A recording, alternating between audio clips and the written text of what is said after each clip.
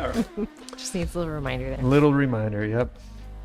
Okay, hey, welcome to the Expedition One podcast. We have a special guest today, as well, with me, as always, is Sarah. And here's our special guest. It is Seth Green, Hey. Currently with ComeUp Winches, correct? Yes, sir. And Yep. yeah, we got a lot to talk about today. Yeah, really excited to be here with you guys. Excited to have some catch up. It's been a little bit since we last saw each other in Vegas, see how things are going with everything, and then just really kind of talk about the state of the state, because we've both been doing this for way too long.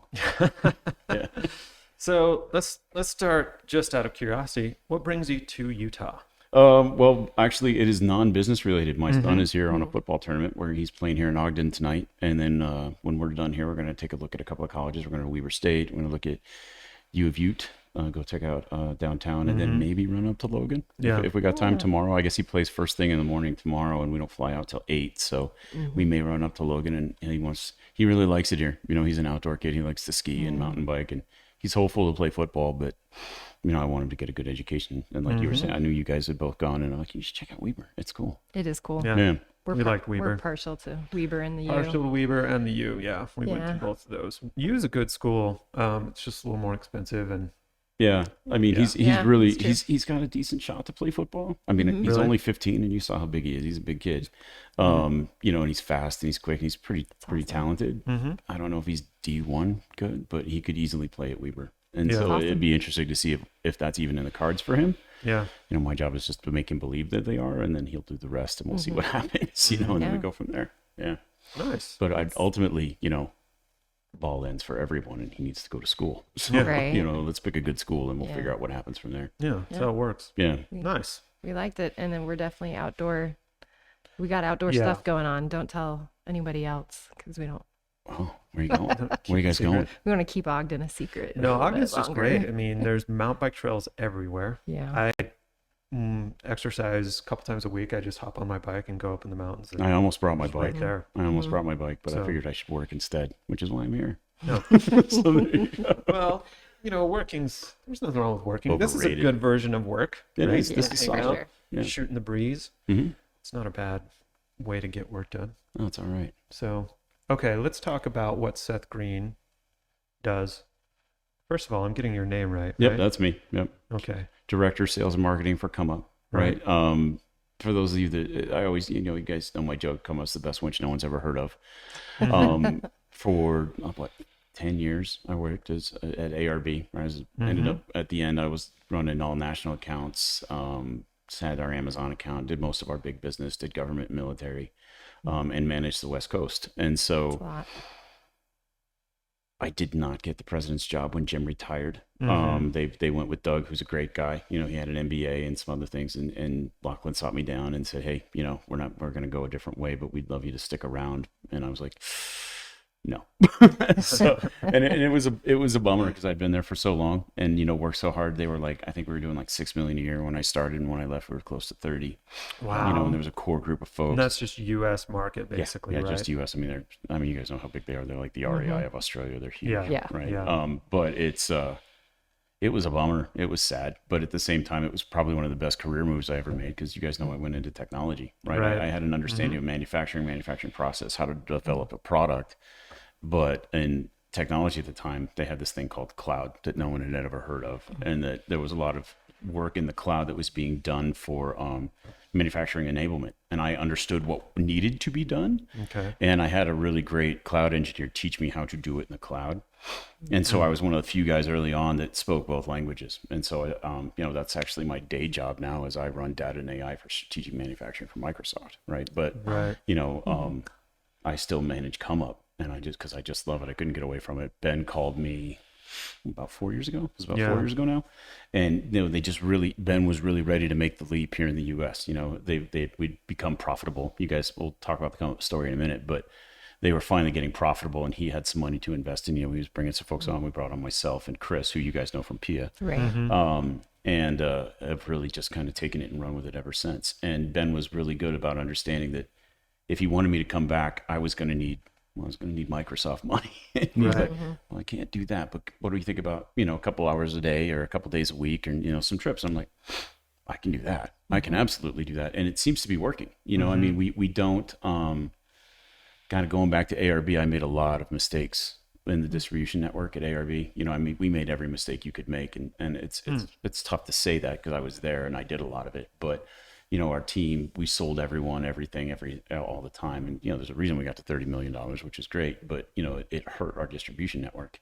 And so when I came here, one of the things I did was I talked to guys like Chris Wood from AEV, some other guys that had left and gone and started back up at, well, AEV's huge now, right? But they weren't at the time, you know, and talking to Chris, he's like, don't do that anymore, right? Like we made a mistake and we need to understand where our customers are going. And, you know, like we were talking about just a minute ago, they don't really do a lot of it themselves anymore. So that quick hitter sale is probably not the best interest for your company. And so support your dealers, figure out a way to support your dealers. Right. And so we have about 50 really, really good ones, you know, because ComeUps need to be sold. ComeUps need to be sold. And so I can manage that level. We bring on, I don't know, 5 new ones a year. That's really about it. About 1 every 2 months, so maybe 6.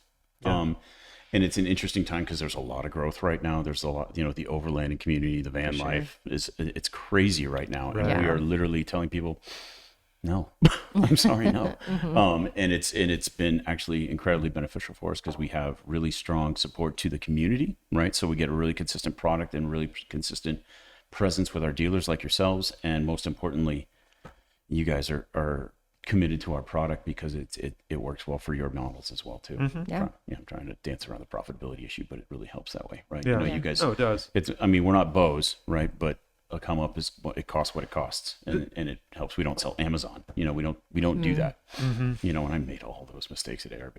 I will never do it again. Really? Yeah. That's similar because before we really did a lot with ComeUp, we did a lot with Super Winch, which coincidentally, I mean, we saw what happened with those guys, but coincidentally, I mean, Super Winch, their EP winches, which really kind of set them up where they needed to be, were made by ComeUp. Yes, they were. That's a lot of people don't know that. Yeah. So, and let's get into the ComeUp story, right?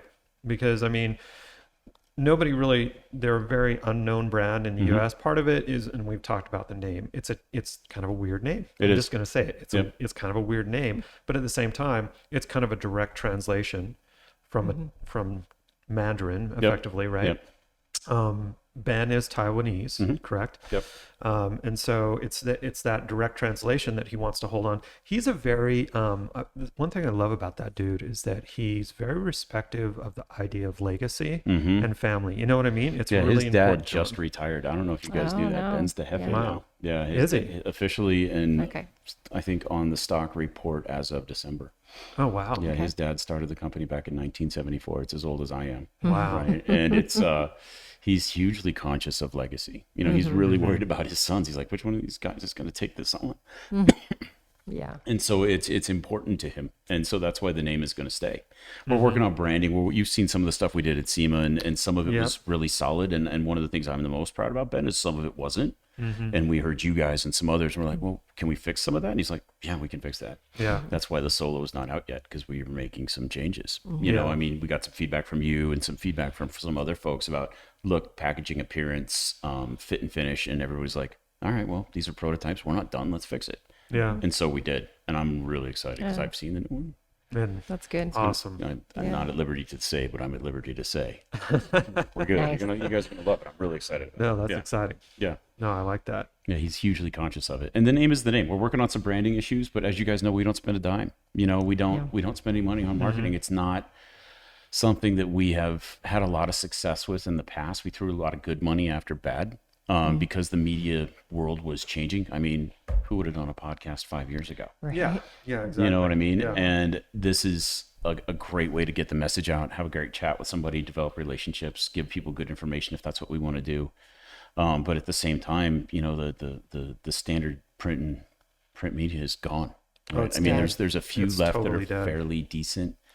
You know, it's a nice coffee table piece, but I mean, does your information actually go through there? I mean, we tested it out one time. So. We did a publication. I can't remember what it was, but I said, let's do something ridiculous. Let's do a ridiculous level of discount. Yeah. So use discount code whatever and get 25% off. Like zero traction. Yeah. It used to be you had to be in Peterson's just to have credibility. Like Yeah. I had enough Right. money to spend to be in Peterson's. Peterson's is gone. Yeah. You know, I mean, I talk to Sean and some of those guys all the time, and they are transitioning to digital media as well, you know, as fast as they possibly can. And so it's been interesting and that has slowed down our progression, I think.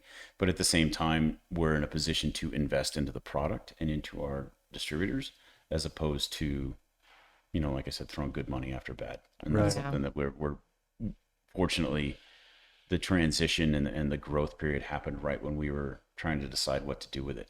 Yeah. And so we were pretty nimble that way. Ben and myself and Chris, and, you know, Chris has been around probably longer than all three of us combined. He's been with PA forever before he came to us. And we all said, well, do we really want to do this? You know, we don't do very many shows anymore. You know, we don't even do that. It's just get out there, train our dealers. The customer has changed and go that way, you know, and that has been really receptive because our best dealers talk about the product and don't just, you know, sell it because it's not an easy sell. Yeah. And that's on us to get it easier for them. But I kind of like it where it's at, you know, like if you have to challenge someone and say, well, I just want brand X, you know, you want the red W or whatever. I'm like, well, have you looked at this one? Right. And you don't badmouth competition, not ever. I mean, I was at ARB for 10 years. I love Warren. They make great stuff.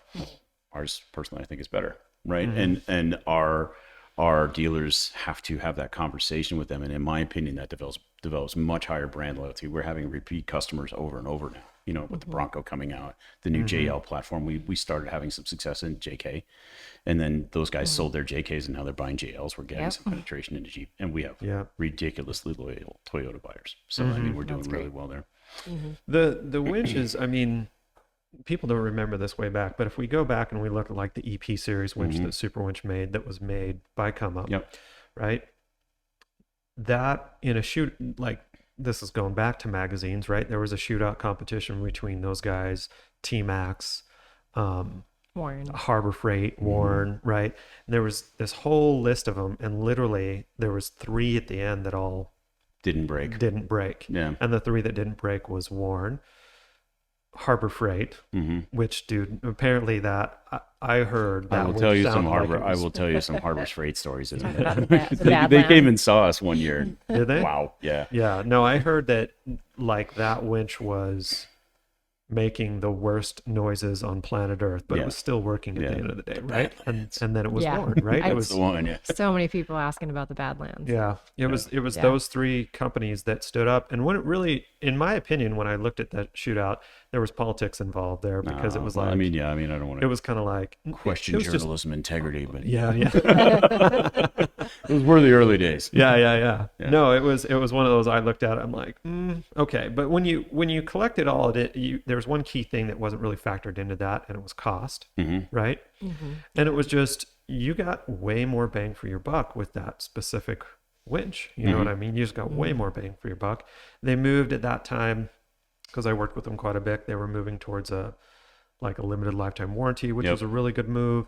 They did a lot of really good things, and then they got acquired, and then they got flushed down the toilet. Now they're being resurrected. Yeah, hard to tell what they're doing. I don't know. You know, I mean, I see them back, and they've always made good stuff. You know, I mean, we've helped them make good stuff for a long time. You guys know Bill Burke, right? You know, Bill was a super winch guy forever. He was. Bill's a ComeUp guy now. Did you know that? That's awesome. I was trying to make that happen. Well, whatever you did, it worked. You know what I mean?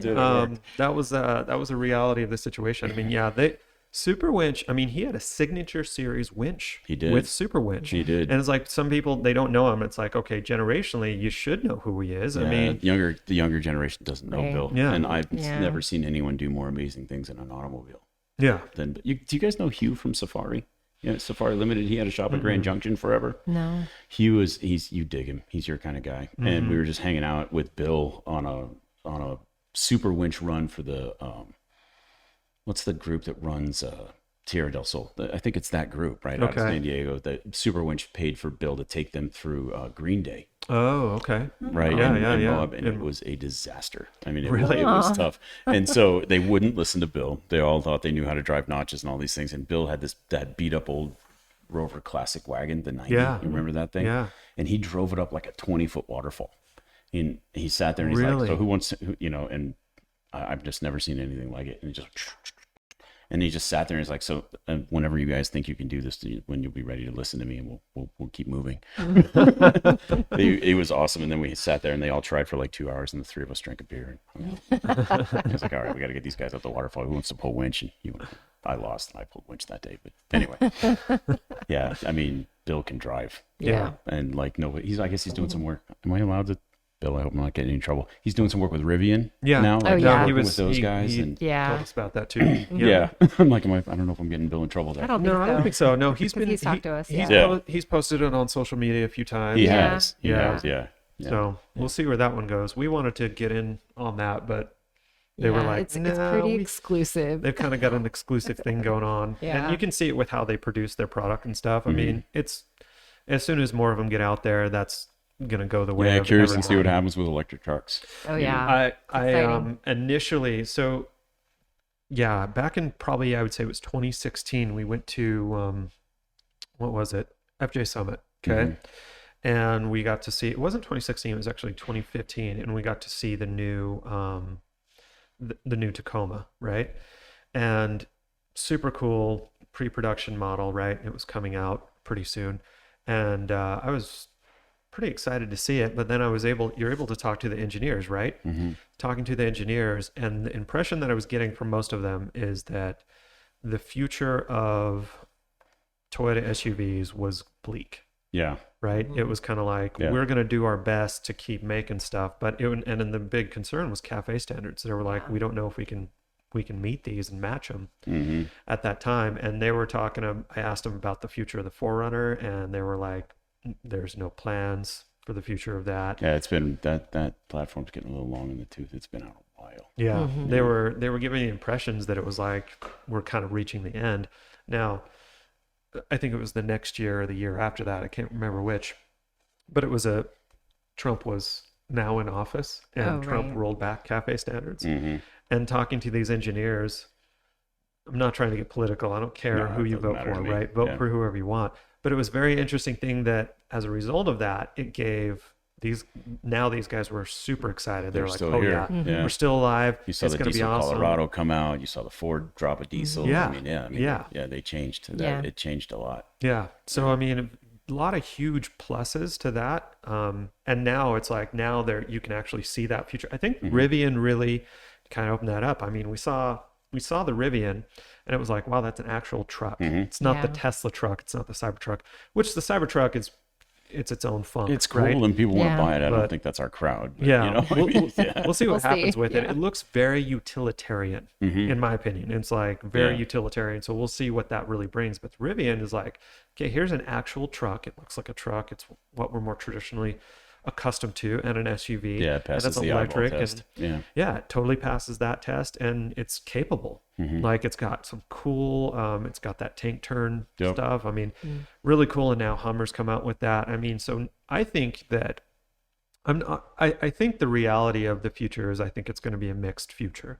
I think there's still, we'll see what happens with how they do things with gas and everything like that.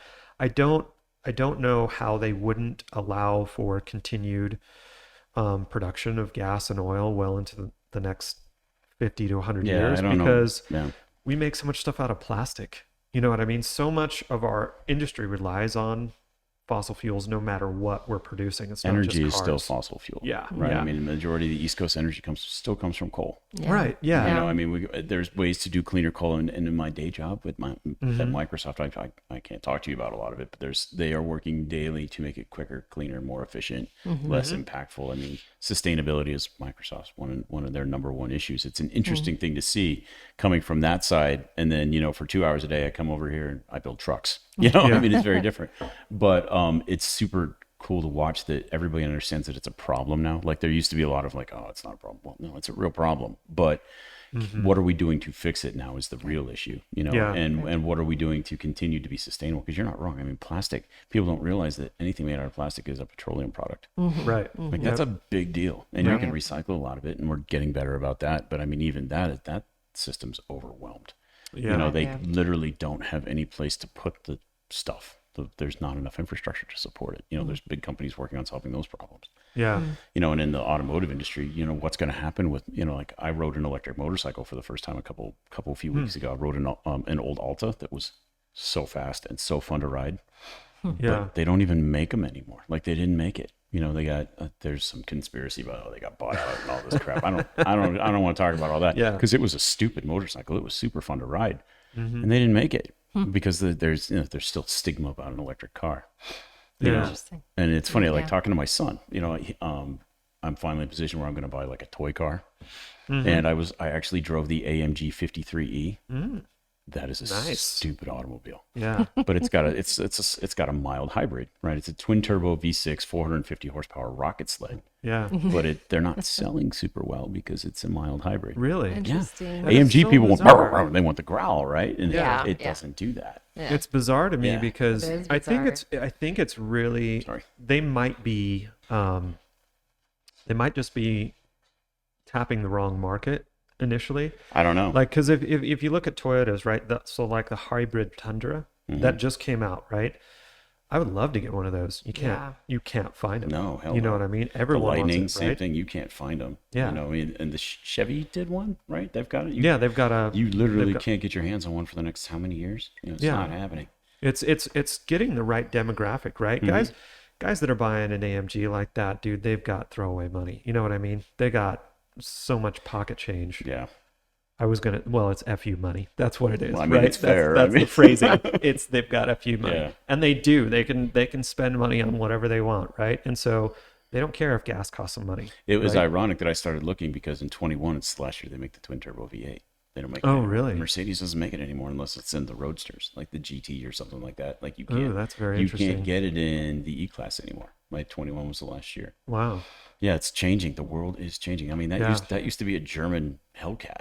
Yeah. You know, it was stupid fast, and they just people don't want them anymore. You know, It's kind and of so weird. that's going to translate over into our business. What's that going to mean to us? You know, how are we gonna modify an electric truck? Yeah, and that's Because they that's the big don't question. like it. Yeah. They don't like it. They don't like it. It's Yeah. gonna happen, man. Yeah. You walk around Oh, SEMA, okay? Mm-hmm. And the guys, car people, automotive people are a different breed. Oh yeah. Right? We will figure it out. We will figure it out. Tell me I can't. Yep, Yeah, exactly. exactly. We just say, "Oh, okay, yeah, we're gonna do it," and then suddenly we do it, right? Yeah. No matter what it is, whether it's tuning, any of that stuff. I mean, you hear about tuning there where it's just like, oh, well, okay, so James over here, he used to work for Edge, so they're the Duramax that I've got out here, right? My cruise control is still off as a result, but I went to those guys to give me a solution to at least get my speedometer correct and everything like that Yeah. with my regearing and everything. And they were able to come up with something pretty fast, right? And they didn't make something with it. And then I'm asking them about, what about the cruise control? And they're like, okay, so not enough demand currently for it, right?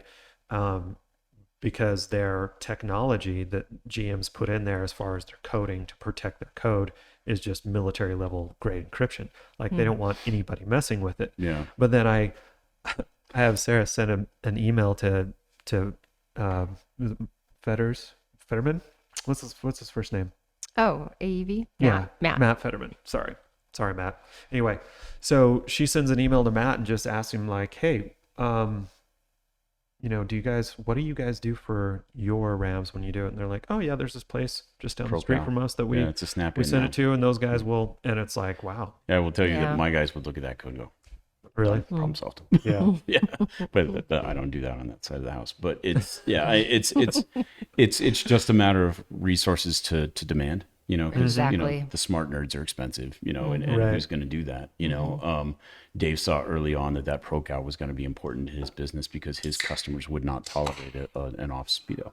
yeah. Yeah. And he's always, and I think it's his brother, wasn't it Jordan that was kind of the brains behind some I'm of not that sure. for a little while? Yeah. I think he was. I mean, don't quote me, Dave. Sorry if that's wrong. But I think Jordan had something to do with it for a little while, at least early on in the company. I think he had something to do with the initial ProCal. I remember talking to him about it at SEMA once because he wanted to put a 4.7 in my Liberty.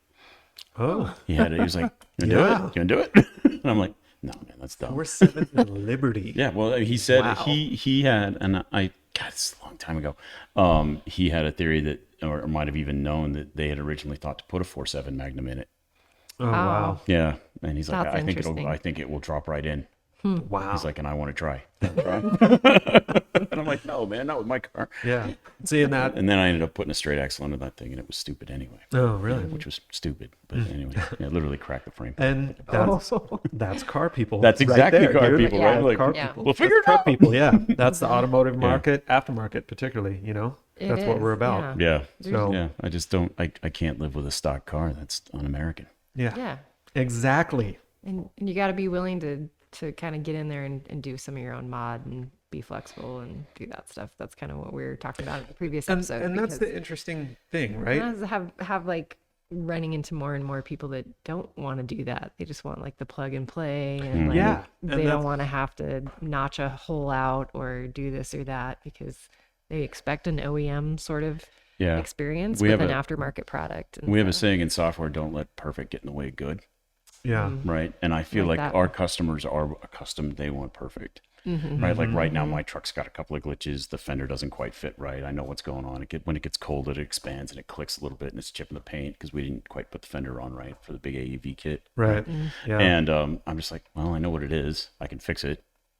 I'll figure it out. Yeah. Like Yeah. today's customer, I don't think they go for Well, that. figure it out. No, it's Yeah. interesting. I think there's a little bit of a mix. I mean, we still have For a fair sure. amount of guys that it seems to be more on the Toyota side, it seems like, but that are still doing self-install and Yeah. they're fine with doing that kind of stuff. But there's definitely this move from where it used to be. It used to be like you just kind of figured it out. You kind of just set it there. Like the instructions were never that great, right? You got, if you got them at all, Yeah, right? exactly. And then you've got the part and you're figuring it out and you're making it work. And maybe you have to shave off a little bit here, grind a little there, drill some holes there, whatever. You just made things work. Yeah. And you're trying to put this into this, right?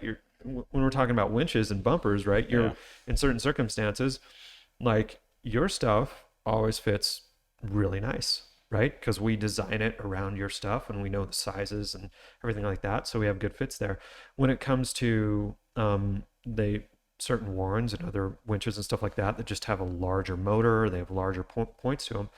Yeah, you throw them in and you might have to grind off a little bit right here in order to make it fit, right? Yeah. Because we don't have all that information to make it work on everything.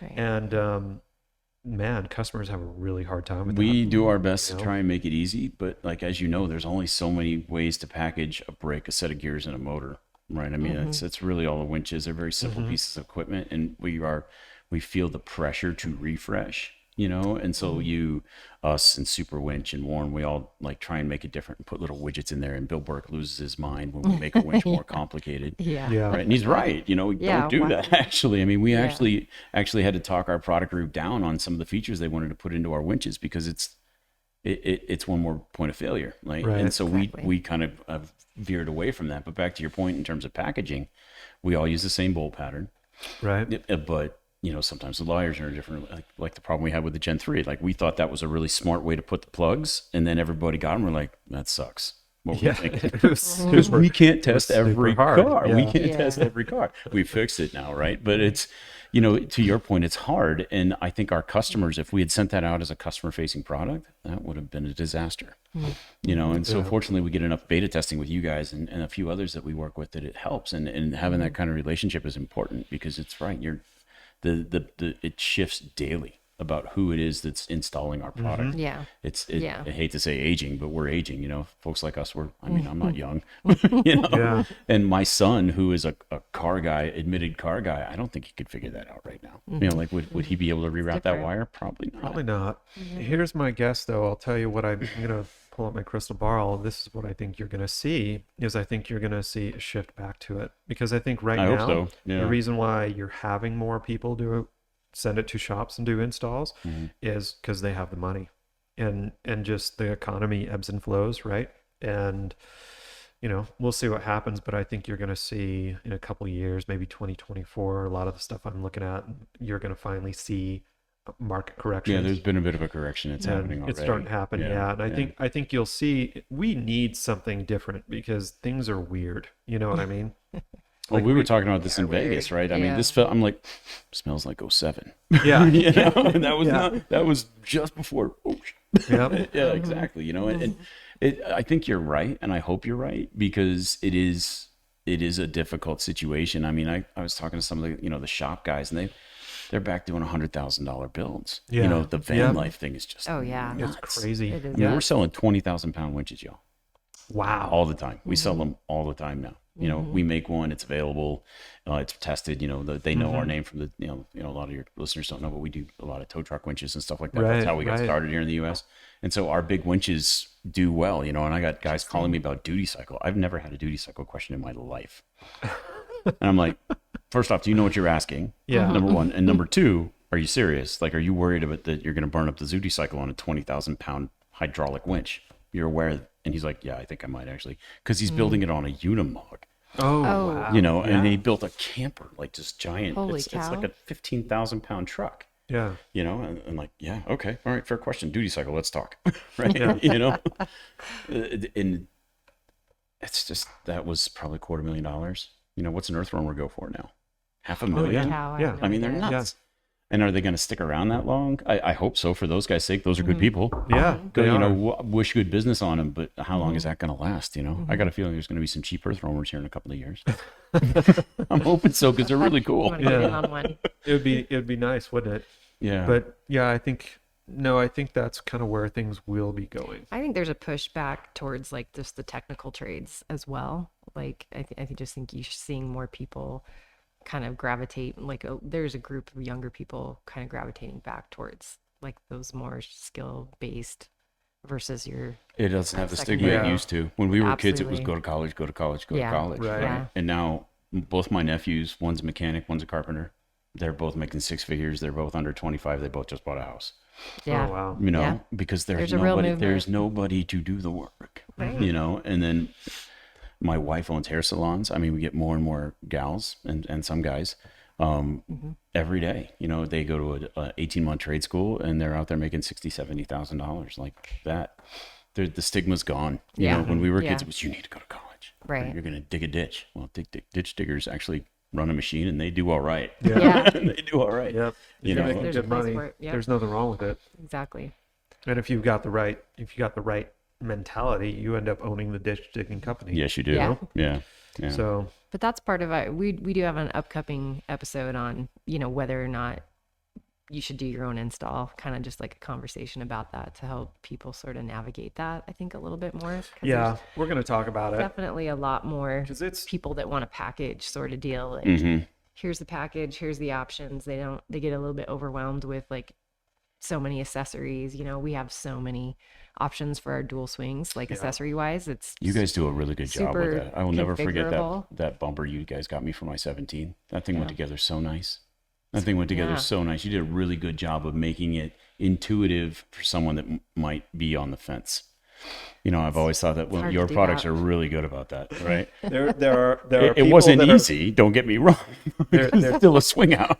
yeah, no, that's still complicated. There's people listening to this right now that are yelling at you. That's possible. I mean, you guys. I don't know if you guys ever bought an old man emu kit back in the day, but they didn't come with instructions. And Yeah. ARB corporate's policy was if you need instructions to install strings and struts, you shouldn't be doing this. Yeah, but that's Yeah.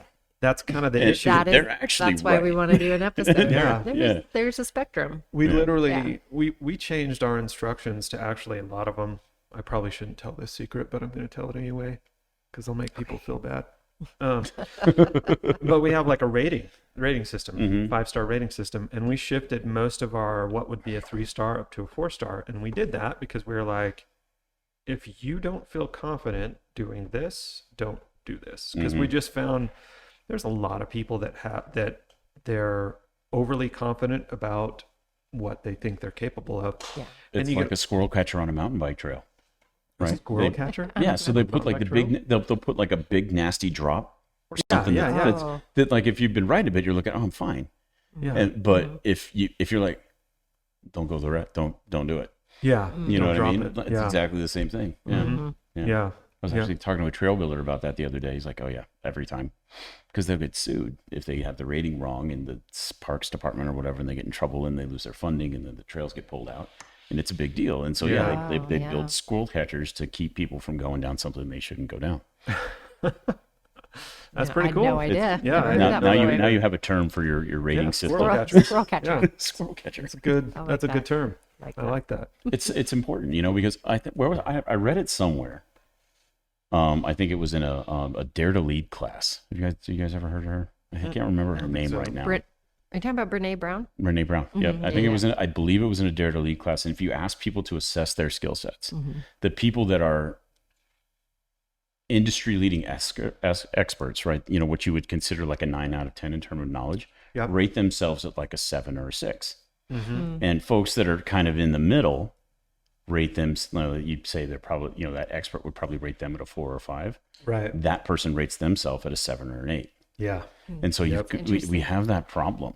We have that problem in a lot of different parts of society where, a lot of folks were told they're wonderful and, everybody got a trophy and all that sort of stuff. And now they think they're pretty solid. And the next thing you know, they're telling me that they can't figure out how to set up a ground wire. Yeah. You know what I mean? Like, no, man, you shouldn't have done that. Like, if you didn't understand that this is a 3-wire ungrounded system, don't touch it. Yeah. Don't touch it. Yeah. Because it will, if you wire it backwards, it's going to blow up. That's bad. Yep. Yeah. And it happens. It Yeah. happens, Yeah. and to your point, if you change your rating system to help them acknowledge that might be an issue, then you're probably ahead of the game. Yeah. Hopefully, it's hard to hear, but it's true. It's hard. Hopefully, It's it helps hard them to make address. better decisions, right? One would hope Yeah. so. That's what it is. I mean, have a positive experience overall. Exactly. That's what we're going Yeah. for, right? Yeah. Yeah.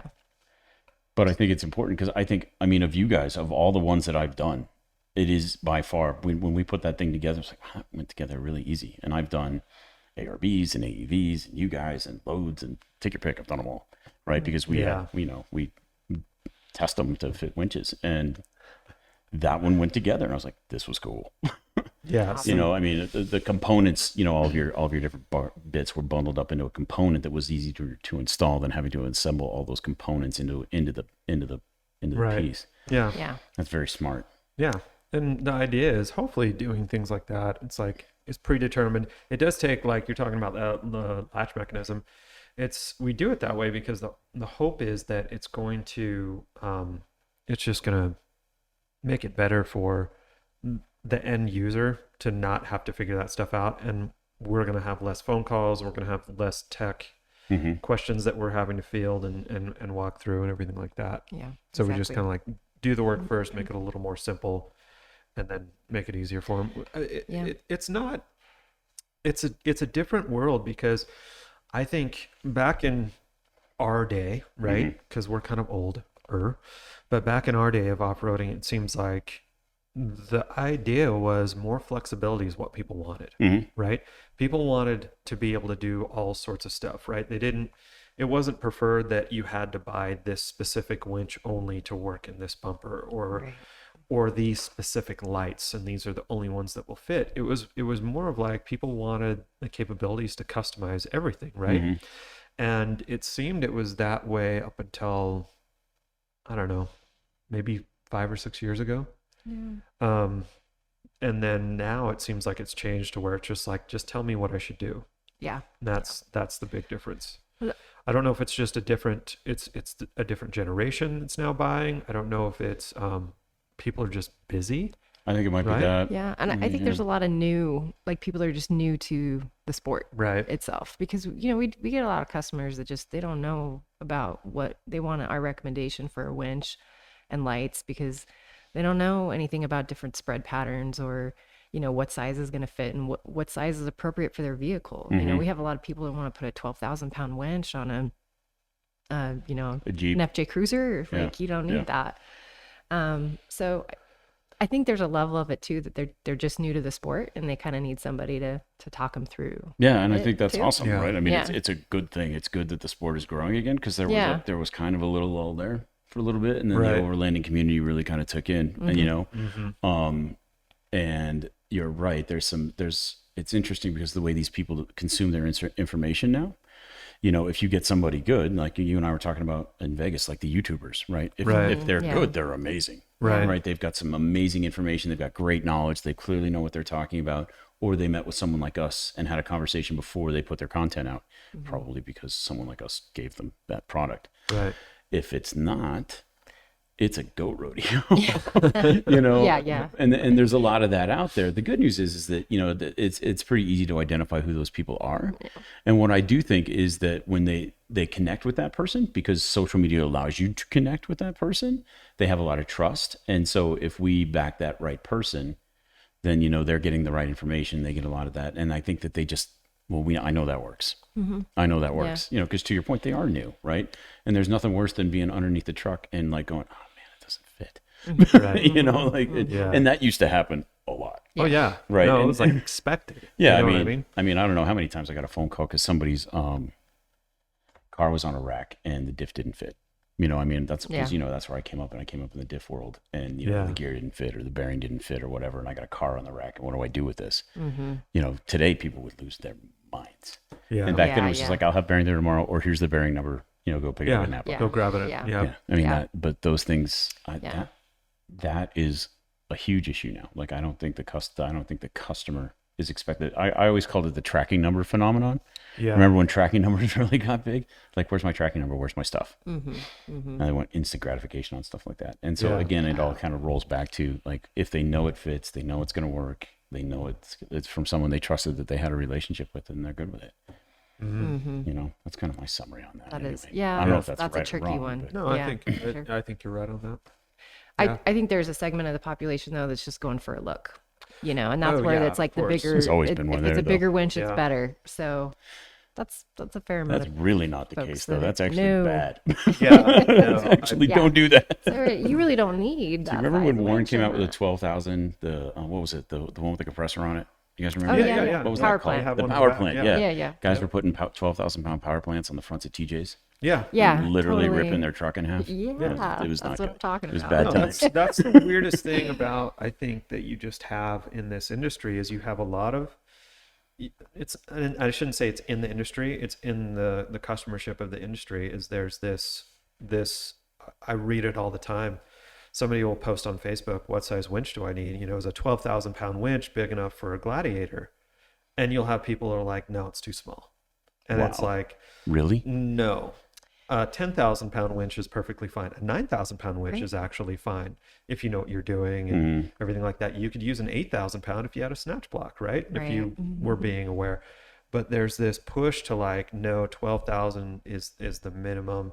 You really need more like a 16,000. You got to think about the weight and the load that you're putting. And you're like, do people want to rip their axles off? Is that what they're I trying mean, to do? I think a lot mean, of it goes back to, it's weird. did you pay attention in physics class when we were playing with the pulleys? But, Yeah. I mean, Yeah. The answer is no. The answer is no, but like we do get that a lot. We get that a lot, and you have to explain to someone like, well, it bogged down on the first wrap. I'm like, well, because the first wrap has half the pull of the drum.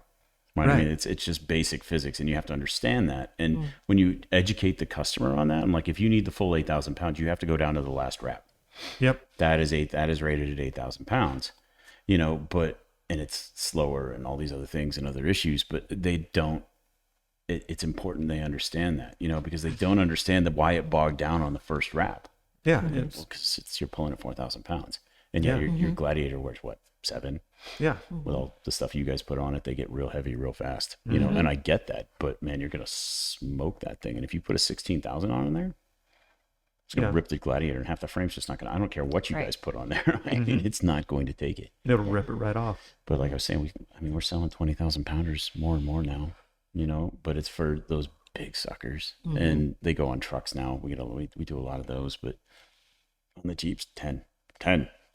Yep. That's all you need. 10. I don't think a lot of people realize even on full-size trucks, we get a lot of people that want to push for really big half-ton full-size trucks. Okay, so that's the thing about like 3/4 tons and 1 tons They weigh about the and same. bigger.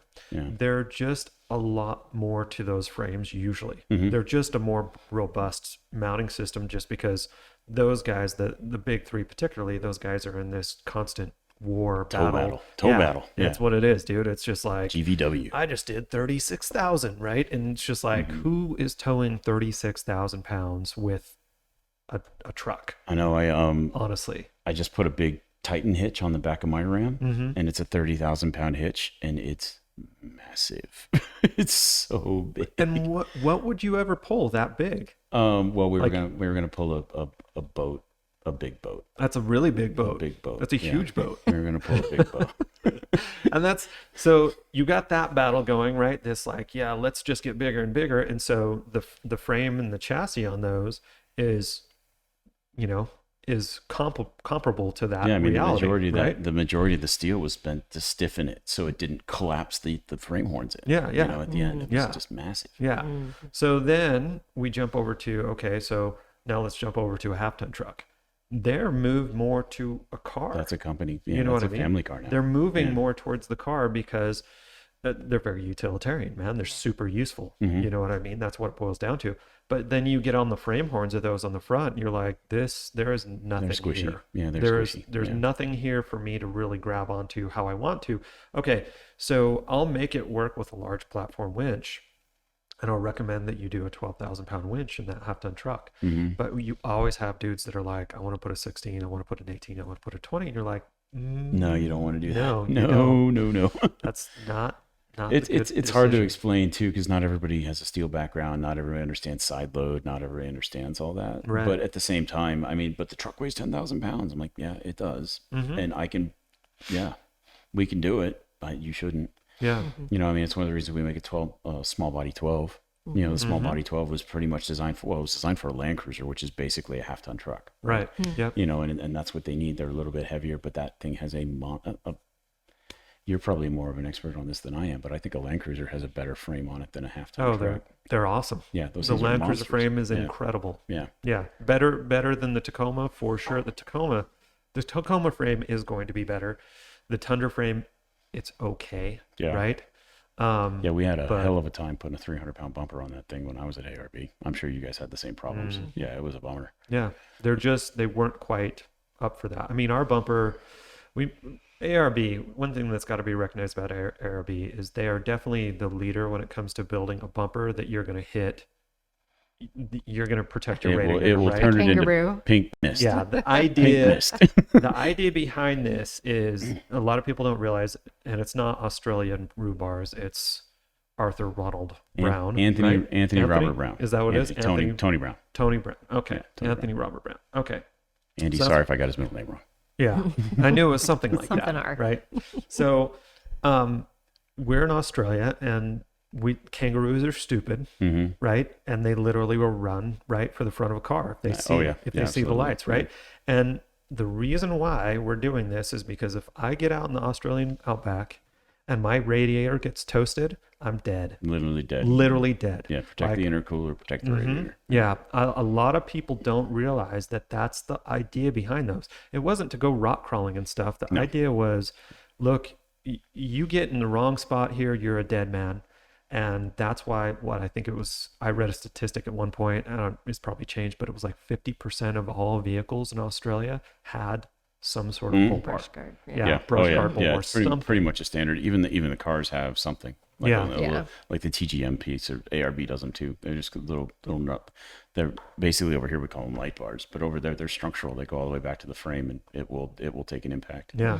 Yeah, it took forever just to get them to come around on the JK Stubby bar, or TJ Stubby bar. Really? I think we did the TJ first. Buddy did that with Quadratec. Yeah. That was a long time ago, because again, they just couldn't wrap their head around the fact that wasn't enough protection. And then Americans wanted to expose the tires, not protect them. Yeah. Yeah, and it was different. It was different kind of off-roading, you know what I mean? And that was one of our best-selling bumpers back in the day. Interesting. Yeah. Our stuff, that's the thing, is it's in general, we're a little bit lighter than what ARB is, but ARB, people got to recognize that what they're trying to do, what they're trying to accomplish, and why they have so much girth. We like our stuff to be tighter and a little bit closer and more clearance, right? That's what we're going for, is more for the kind of off-roading that you do in the US. It's not that deers aren't a thing, right? But it's just, dude, they don't come running for your headlights, right? They're not. No, they don't. Not quite Giant rats. ARB has a couple of other issues they got to deal with Vic roads, right? I mean, I don't know if you guys want to geek out on that for a little bit, but what's a Vic road? They're required to maintain crash statistics, yeah. crash Yeah. characteristics of the car as it came out of the box. Yeah, yeah. And so every AR, it's why they stick out so much. ADR standards. Yeah, pretty much, Yeah. right? But they basically, there's every subframe on a bumper. If you look at an ARB bumper, most of them are generally the same on the shell, Right. right? They try and standardize those components, but every one of them has a different subframe. And that subframe has a crash tested, well-designed piece that it's fantastic for them. It works really well for them, but Right. it does make them stick out more. They're quite a bit heavier. They're quite a bit more expensive. And some people want that. Here in America, that was not always the most sought after piece because it would catch on a rock like that, Right. you know, because they hung out so much more, you know, Yeah. and it was an interesting conversation to have with people to explain what that meant. Whereas you guys are like, no, man, we build them to actually get used on off road because that's what we do with them here, you Yeah. know? And so there's going to be a different customer for everything, but at the same time, the fit is that it's engineering. It's got to go Right. somewhere. If it has to go from 6 inches to 4, that means you have to have an extra 2. That's what it does. And if you look, I mean, I remember on the FJ Cruiser bumper, you could literally see there were waves, and I think it was James Grunzy that built that one. There were waves in the subframe to make it fit from a Prado, so it would go. Yeah, so it would do what it was supposed to do. And then talking about airbags, people don't know anything about airbags. It's hard to explain what airbag compliance means. Every bumper is airbag compliant. Yeah. We do get that question a lot. Airbag sensors, Yeah. airbag sensors aren't on the bumper, guys. They're on the frame rails. Yeah. Yeah. Yeah. I mean, there's stuff like that too, you know. But it's having come from that world and then kind of opening up my playbook to understand, you know, more of the American market has been a lot of fun because I meet with different folks and understand different things and have better conversations, and there's a fit and finish for everybody, and there's plenty of Jeeps to go around. You know what I mean? So Yep. you know, Yeah. Yep. It's fun. It is fun. Fun We hit a stuff. lull. Yeah. we did. We actually hit a lull. We've been rolling I like know, crazy. did good. But I do have something we can talk about. All right. I've been holding this one. Okay. Uh-oh.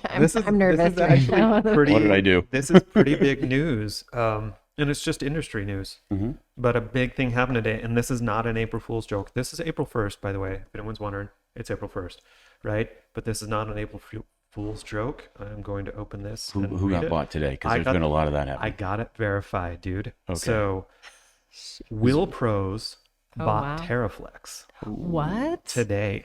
They What? announced it. How did I That's know? How did I know? huge. I didn't even know what you were going to say, and I knew somebody got bought Yeah. because I there's been a know. lot of that Yeah, happening. a right lot now. of it, You guys and for that sale? was You guys got to huge. be for sale. Somebody. Isn't everyone for sale? Everyone's Agree? for sale for the right price. Yeah. Wheel Pros. Terraflex. Terra. Wow, I mean, I'd never thought actually that And they would. Will Pros is right around the corner. I know who they are. Yeah. Yeah. So Wow. Why? I mean, Terraflex has been around that's what forever, I'm and thinking, clearly too.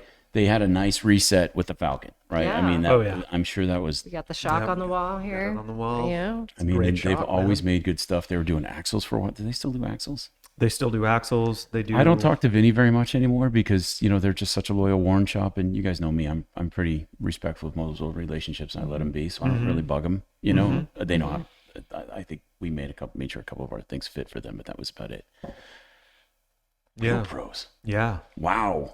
Will Pros. They own like everything now. So Will Pros actually is backed by a very large capital group Yeah, it's a called VC. Clear Lake Capital. Yeah. And yeah, that was a big move. I got that confirmed because somebody sent that to me and we're like, "Did you know about this?" And I'm like, "No, I did not." I had not heard that one yet. I mean, Yeah, that's big Daystar news. is buying up a bunch of companies. You know, Toy Yeah. Tech. They bought Toy Tech. Oh, that's I did know about that. They Yeah. bought Nitro. Mhm. Right. I mean, there was a couple of those going on, and I think Off Road Warehouse is, you know, Greg Adler South. Right. And so they're Right. they're really kind of ramping up and picking up house brands, I think is what I'm hearing from them. Are they? But I don't know. I mean, we don't sell to the big guys with multiple locations, so I don't really have a lot of conversations with them, but there's a lot of consolidation going on. Yeah, it's very That's interesting. been going on for a while now, though. I mean, you We're some of the walk through last guys. We're some of the last. SEMA is not what it was 10 years ago. You know, No, it's just not. That's walking true. through. I you mean, look at how much more corporate it is. Who was it? Who was it that you who Truck Pros. Truck Hero? Yes. Yeah. Oh dude. yeah, They're yeah. just the hugest booth ever, and then but they were kind of like back in the south hallways, right? They're back Yeah. this way a little bit, And now they are front and center. and then yeah, they literally just were like, "Oh, who's in front of us? We're just gonna absorb them," and they just That is kind of how it worked. You know, it is. It is how it They were works. like, "Lund?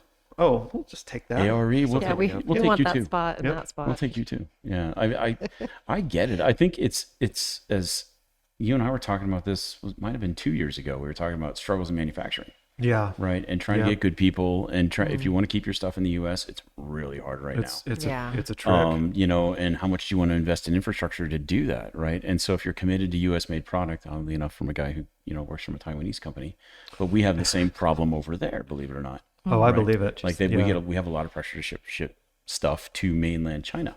Yeah. Right. Because that's just where I can get labor there. But we actually won't do that, you know, because we need quality control. Yeah. Right. It's super important if we're going to sell a premium brand winch. It's got to be we got to have QA. That's what a lot of people don't recognize is that QA issue. Well, I think it's the quality control. Well, I think, and that's what's causing some of the amalgamation that we're seeing in the suppliers is that they just can't afford to maintain quality and maybe keep good people on the floor. And most importantly, you know, especially over the last few years with a lot of folks saying, I don't really want to do this anymore, you know, for lots of different reasons.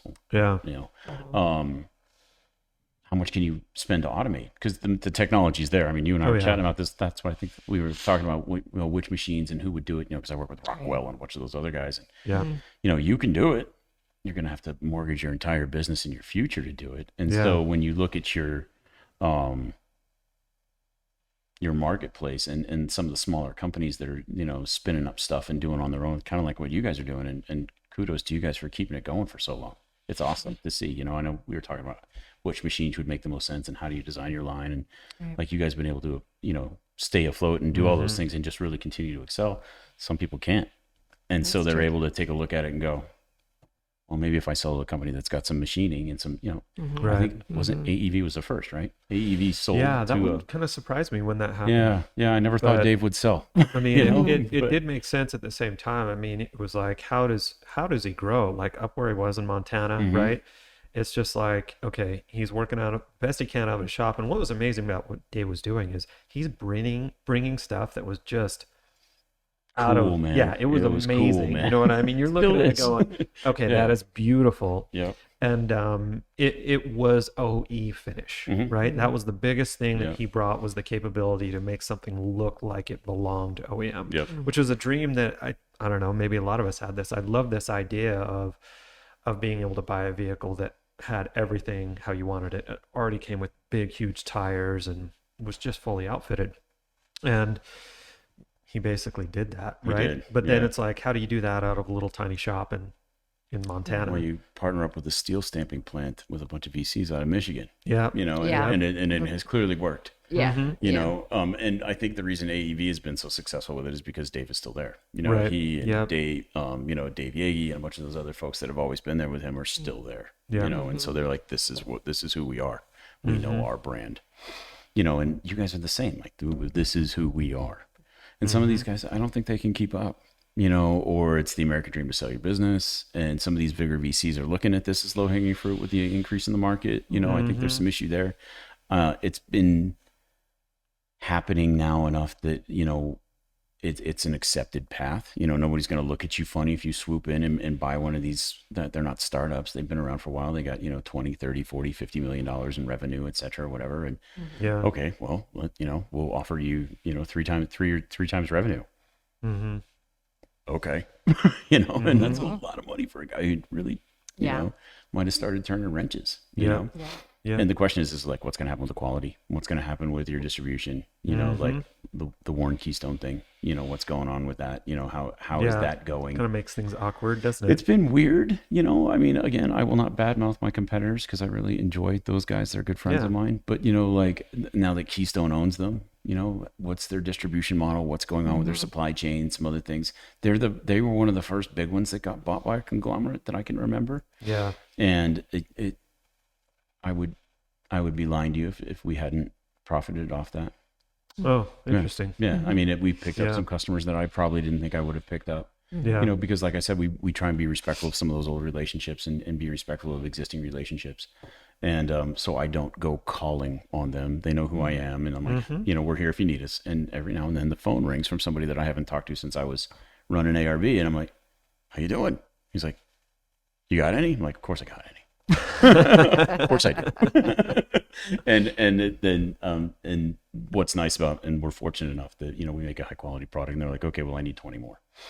You know, and awesome. it's working. And again, because of our, you know, getting back to that earlier conversation with protected territories and things like that, we managed to maintain that business. But I think the conglomeration thing, I'm worried about it. You know, Yeah. I'm a little worried about it. bit. I'm a little worried about it, but we're one of the big ones. Like, folks don't know how big we are globally, so I'm not Right. super worried about us. I mean, I know Ben's committed to our family, but it's interesting to see some of, like, are they going to start buying shops? You know, because the revenue through the shops.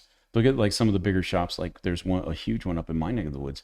They're expanding as fast as they can. They're booked out 3 months. You know, they're charging exorbitant shop labor because they have to. Right. You know, and nobody cares. You know, Yeah. and they're just stacked up of work, and they're so successful, and two of the best people you ever met. I don't know if you know Joe and Dana, but they're fantastic. From Mule. Yeah, Yeah. they're great. I Yeah. think I actually introduced them to you guys a while back, right? But they're awesome. They're awesome, and but I'm worried that, like, what happens if they sell? You know, what happens if somebody comes in and says, "Hey, you've got ridiculous revenue coming through this with a nice profit margin." You know, what's going to happen there?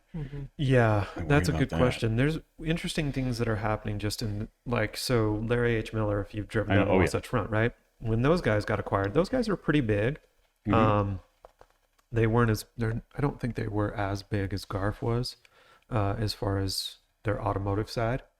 I think Garf is bigger. Garf's a friend of mine. The Garf family is friends of mine. And when that happened, that was one of those shocking, like, holy cow. Yeah. Did that really happen? And then the company that bought them, I mean, you just had to ask because the multiple was crazy. Like, if you do your Really? math on Yeah. it, I'm not going to say what the number was, but I did my math knowing what I know about the industry and having friends that are, you know, own lots of dealerships Yeah, those are and weird stuff. businesses too. There's so much back and forth on the cash, but Yeah. anyway, Yeah. Yeah, but it was Interesting how they work. the multiple was insane, and I Yeah. could not figure out why they would do it. But I think, you know, these strategies that these companies have, once they've got them figured out, they just start scooping everybody Well, up. it works. You know, I mean, kind of going back to my wife, you know, Yeah. she has a formula that she has recently decided that makes a lot of sense, that at X amount of revenue in one location within X amount of miles, if she grabs X amount of stylists out of 2 different locations and seeds that net new, Yeah. they will be profitable within X amount of days. Wow. Wow. That's awesome. It works. Yeah. It works. I mean, my Mary well, you know, Yeah. I got lucky, but I think the bigger corporations are way more advanced than, I mean, my wife is a beautiful, intelligent, smart lady, but there's some really advanced corporations that look at that and go, okay, let's make that scale, you know, Yep. and that's what's happening, you know, is these VCs get involved, and there's, like you said, what you said earlier, there's a lot of cash in the market right now. Yeah. Yeah. You Yep. know, and so they're just out snapping up profitable businesses as fast as they can find them. A little worried about it, but I guess we'll see, you know? Yeah. We'll see. See what happens. Should be I interesting. always adapt to it. I know. Terraflex. No, it was crazy. I mean, you're talking family ran Old company, school mom right? and pop, one of the Yeah. OG mom and pop. Yep. Seriously. I mean, they did a fantastic job for Yeah. how many years? 50 years? No, Not that I long, mean, right? let's But- see. Mark started it. It all came about in probably '96 with the Same. TJ. But their Yeah. family was doing stuff before that, So- right? What, didn't they have? No, they were Mepco 4x4. Yeah. And Mepco 4x4 had been around forever. Ever. Right? That's what I Yeah. remember is Mepco. Yeah, Yeah. I remember still doing invoices for them for when they were doing their 60 lockers, when they were doing their 60 Yeah. axles. Yeah. That went to Mepco. Yep. God, we're old, James. Anyway. Yeah, no, I bought They my used to- first yeah. TJ suspension from those guys, Mm-hmm. from Mepco. Bought it from them. They were in this tiny little. It was tiny. I'm trying to think. I mean, it was maybe 1,000 square feet, right? It was just a tiny little thing. Right when you walked in, the counter was right there. Yeah. And it was just behind. It was just all parts, Yeah. right? And they were right off 72nd South, and this right next to the freeway in this tiny little thing. And then, what really brought it about was they had so many people that were coming and asking for suspension systems for the TJ, and it was coil spring. Yeah. And so there was Nobody a lot knew of what to do with it. skepticism around Yeah, it and stuff yeah. like that. But I mean, the reality of it, I knew right away, dude. I was like, just graduated high school, and I'm like, dude, this thing's gonna kill it. This Yeah. thing's gonna be an off-road machine. I'd played a lot with a friend of mine, Jed. His dad had a Defender 90. Mm-hmm. Those were on coils. And Yeah. I'm just like, the minute I found out the Jeep was going to go on coil, I just knew it was going to be amazing. I had a Bronco right? with radius arms. I Oh, love that. really? Yeah, I thought that thing was a Zulu back in the day. It's a 77. Oh, nice. Nice. That was one of the better years. That's on the Don't list of anymore. don't sell the car. Don't sell. I'm like, you don't own it. And you sold it. Dang. That was dumb. Dang. I was young and broke. I had no money. I somehow I have that white TJ sitting out there. Yeah. Still. Yeah. I had a 98, a blue one. 98 TJ? Yeah, it had one of the first Rubicon long arms on it. Ooh. That was fun. Yeah. Rubicon Express. A little tippy. Oh, yeah. Little tippy. Yeah. A little bit. 35s I mean, and a TJ was a little big back those then. arms were really long. Yeah. You know? So I you like got a radius little- arms. I thought radius arms were cool. Yeah. I Well, was used to it from my Bronco. yeah. It was, it was something you were able to handle, right? I knew what I was doing. Yeah. Anyway, sort Yeah. of. No, I I didn't know think what I that's was the doing. key. Yeah. I did not know what I was doing. Remember that? The thing had a subframe. It had a subframe to kind of bolt the long arms together. Kind of weird, It was in my like opinion. 30 Weird something engineering. 30 something bolts to put that thing in. Yeah. I remember I was out there and my wife at the time saw I was drilling the frame. She's like, "What are you doing?" I'm like, "I don't know. Don't ask." And my brother is a pretty good wrench, and he was a mechanic in the Air Force, and he came over and he's like, "Yeah, you're doing that wrong. Let me help." Going all the way back to the people that would be willing to try things they That's a good probably old- shouldn't. When was this? Right. Was this the 90s? 98. 98? 98. Yeah, I was still in the Navy. Oh, I wow. got out Yeah. in 2000. Yeah. Mhm. If people didn't know, Seth is a Navy man. So 10 years. 10 years. Almost 10. Yeah. Yeah. Yeah. Jumped out of helicopters. For the most part of it, yeah. And then I Perfectly finished good up in helicopters. perfectly good helicopters, but there were people in the water. Yeah. That was my job. How to get out. Yeah, did that for a long time and then finished up in navigation. Nice. Cool. That's pretty cool. There you go. You're a pretty big dude to be jumping out of. You were a lot of muscle then, I bet. It was not the Did you best float time. well? No. Didn't we talk about this? I thought Yeah, I we have. told you this, We've right? talked about it. No. The worst test of my entire life, one of the final tests at SAR school is you got to float for an hour and then tow a guy a mile. I don't float, so I had to swim for an hour. I sink like a rock. It sucked. It was not the best day of my life. But you pulled it off. I passed, yeah. Yeah, that's Yeah. cool. And had to beat people too, like, 'cause it doesn't matter. Like in most programs, and it's not like any of the other ones. It's pretty easy, right? But you just because you pass doesn't mean you get to go. Yeah. Good enough isn't good enough, and so I had to beat people. My fat ass swim just. Oh, it sucked. It sucked. Fortunately, they let you use fins, and I got big legs, and I just motorboated past those guys. So the only question I got is it realistic? Is the movie, that Kevin Costner movie with Ashton Kutcher, realistic? That one, you know, man, Was it? I What movie? that's The Guardian. It's The Guardian. Yeah, right? yeah. I would say that the helo scenes were pretty accurate. Really? They were fair. Okay. They did a pretty decent job. The school thing, no, that was some BS. But you know, so a lot of some. I mean, like I remember we did the laundry. They would do that. They'd put you in a tub and freezing cold and get you used to that and prop wash and stuff like that. But no. Yeah. I mean, the recruiting tools. That's why everybody's okay with it. I was actually just having this conversation with my buddy Jeff the other day about the new Top Gun movie. I'm not even supposed to say that movie because you can't. If you say that in a ready room, that's around. Any quote or say the word, that's around. Like I can't even believe I just said. Really? That. And he asked me, he's like, "What do you think?" And I'm like, "I can't even look at it, man. I can't even look at it." But Really? yeah, I mean, they had Super Hornets going supersonic on the deck. Like unless I'm mistaken, they physically can't do that. Oh, Like, interesting. you know, and anybody, I'm not a pilot and I never was, but the Super Hornets were just coming out, and I remember hearing discussions that it was too slow because the engines were so heavy that it couldn't go supersonic above below a certain altitude. Oh, interesting. Now I could be totally wrong. I could be wrong because it's Right. been like a long time. Yeah. But I remember just talking to Jeff. I'm like, oh man, I can't even look at it, dude. I just can't.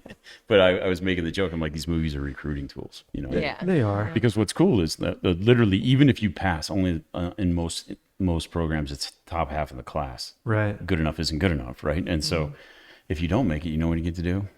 What? Chip paint. Oh, really? Enjoy your time. And Really? we need, Ooh. yeah. Well, a lot of times, Dang. yeah. I mean, yeah. Especially if you're an enlisted guy like I was, you're going out to the fleet and you're chipping paint until you can find something else they want to do with you. Move you on. Fun. Mm-hmm.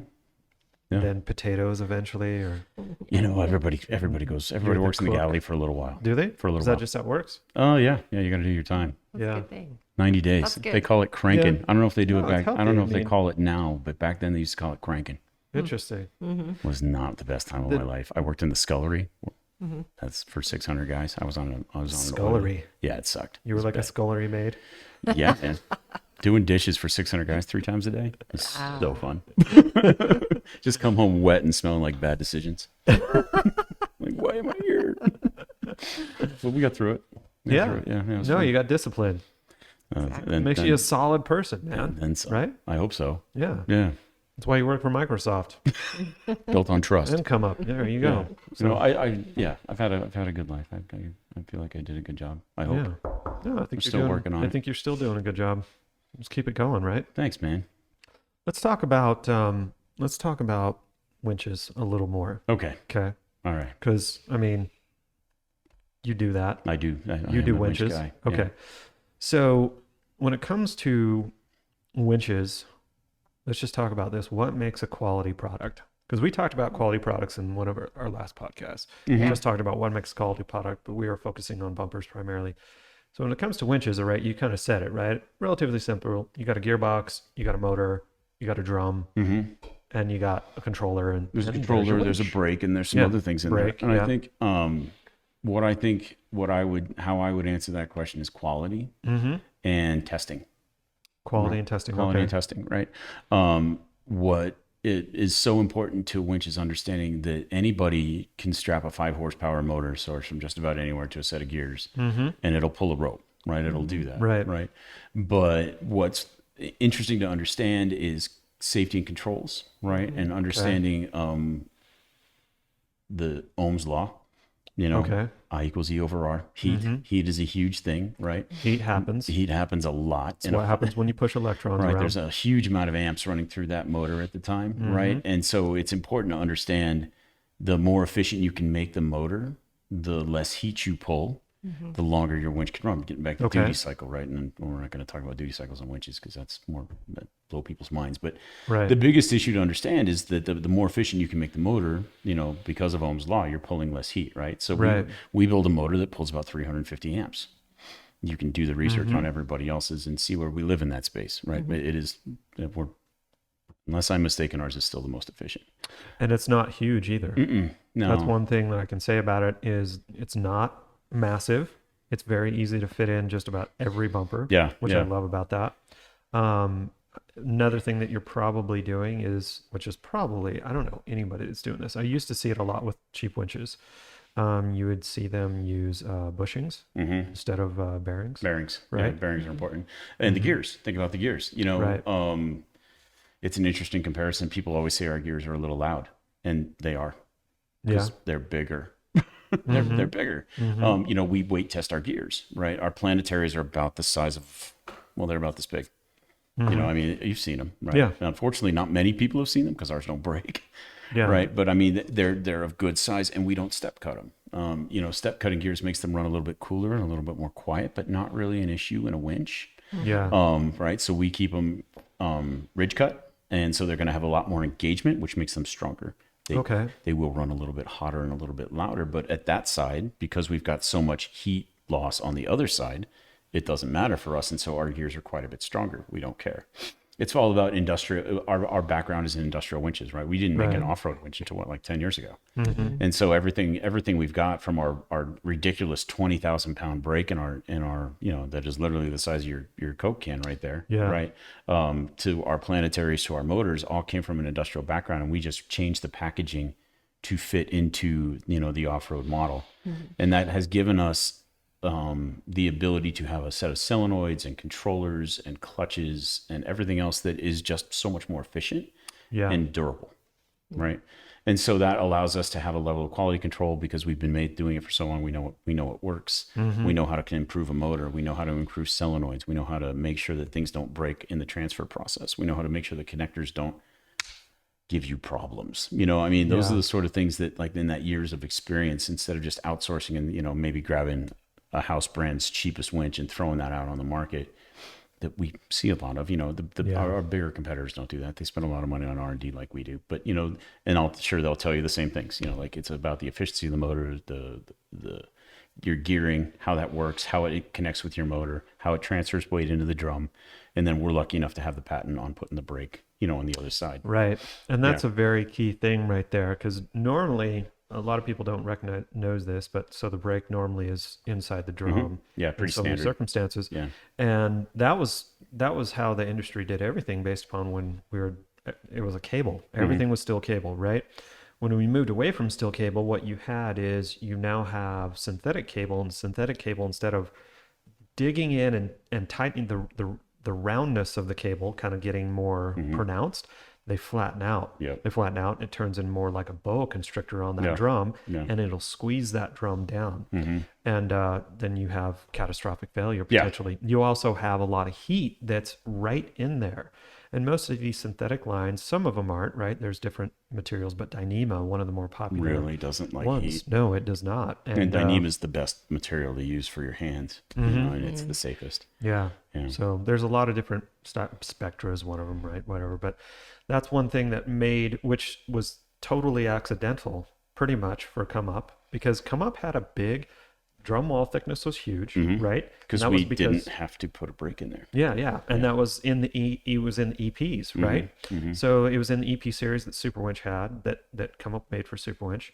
You had this big thick drum. It was really easy just to the other thing key here is synthetic line does not pull. It does not like to grip. So that was the thing, is like steel cable, because it's braided, those little notches would just dig right into the drum, right? So that's why you only need like 4 wraps on there, because it'll just dig right in. Now, if you're just attaching it to the edge somewhere, that was T-Max and that winch shootout I was talking about earlier, right? That was why they failed, is they're pulling out the winch and it just ripped right through the thimble, right? The cable did. So it was not that the winch stopped working. It was just their attachment point didn't work. Yeah, right? I mean, I haven't seen a lot of drums fail, but it's pretty scary. You know, it happens. Oh, yeah. It happens. They grenade. Yeah, I mean, explode. it's catastrophic failure. The other one is housing failures. You know, and as you look to, as we try, as you guys, quite honestly, try and make it a more slimmer, to your point, OE approach, right? We have to make a smaller winch. You know, that's where the Slim came from. You know, that was an OE winch that we built for Chevy that then got, you know, translated into, you know, the retail market. It's got that big handle on it. It makes it easier because it's tucked way back under the frame rail and in the Colorado and everything. But the biggest problem we had with the Slim, and the reason we don't make it into anything bigger than a 12 is the body won't take it. Right. The body won't take it. People don't understand that the body has to take all that weight, transfer it through the bolts, and transfer it into your bumper somewhere. Energy's got to go somewhere, right? And so we can't make a Slim anything bigger than, I think it's just a 12, because it'll rip in half. Yep. And we do destructive testing on our bodies, right? And Ben, I should send you some videos on that. That is cool to watch, because it just it just blows up. It's like, fail, you know.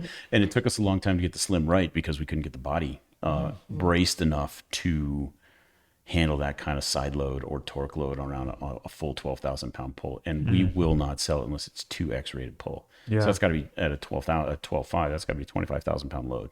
Wow. Right. So it's a lot. It takes a lot. That's got to be one of the, I can tell you that is where, if it's possible for the future, I'm just going to put this out there. We'll see who listens to it or not.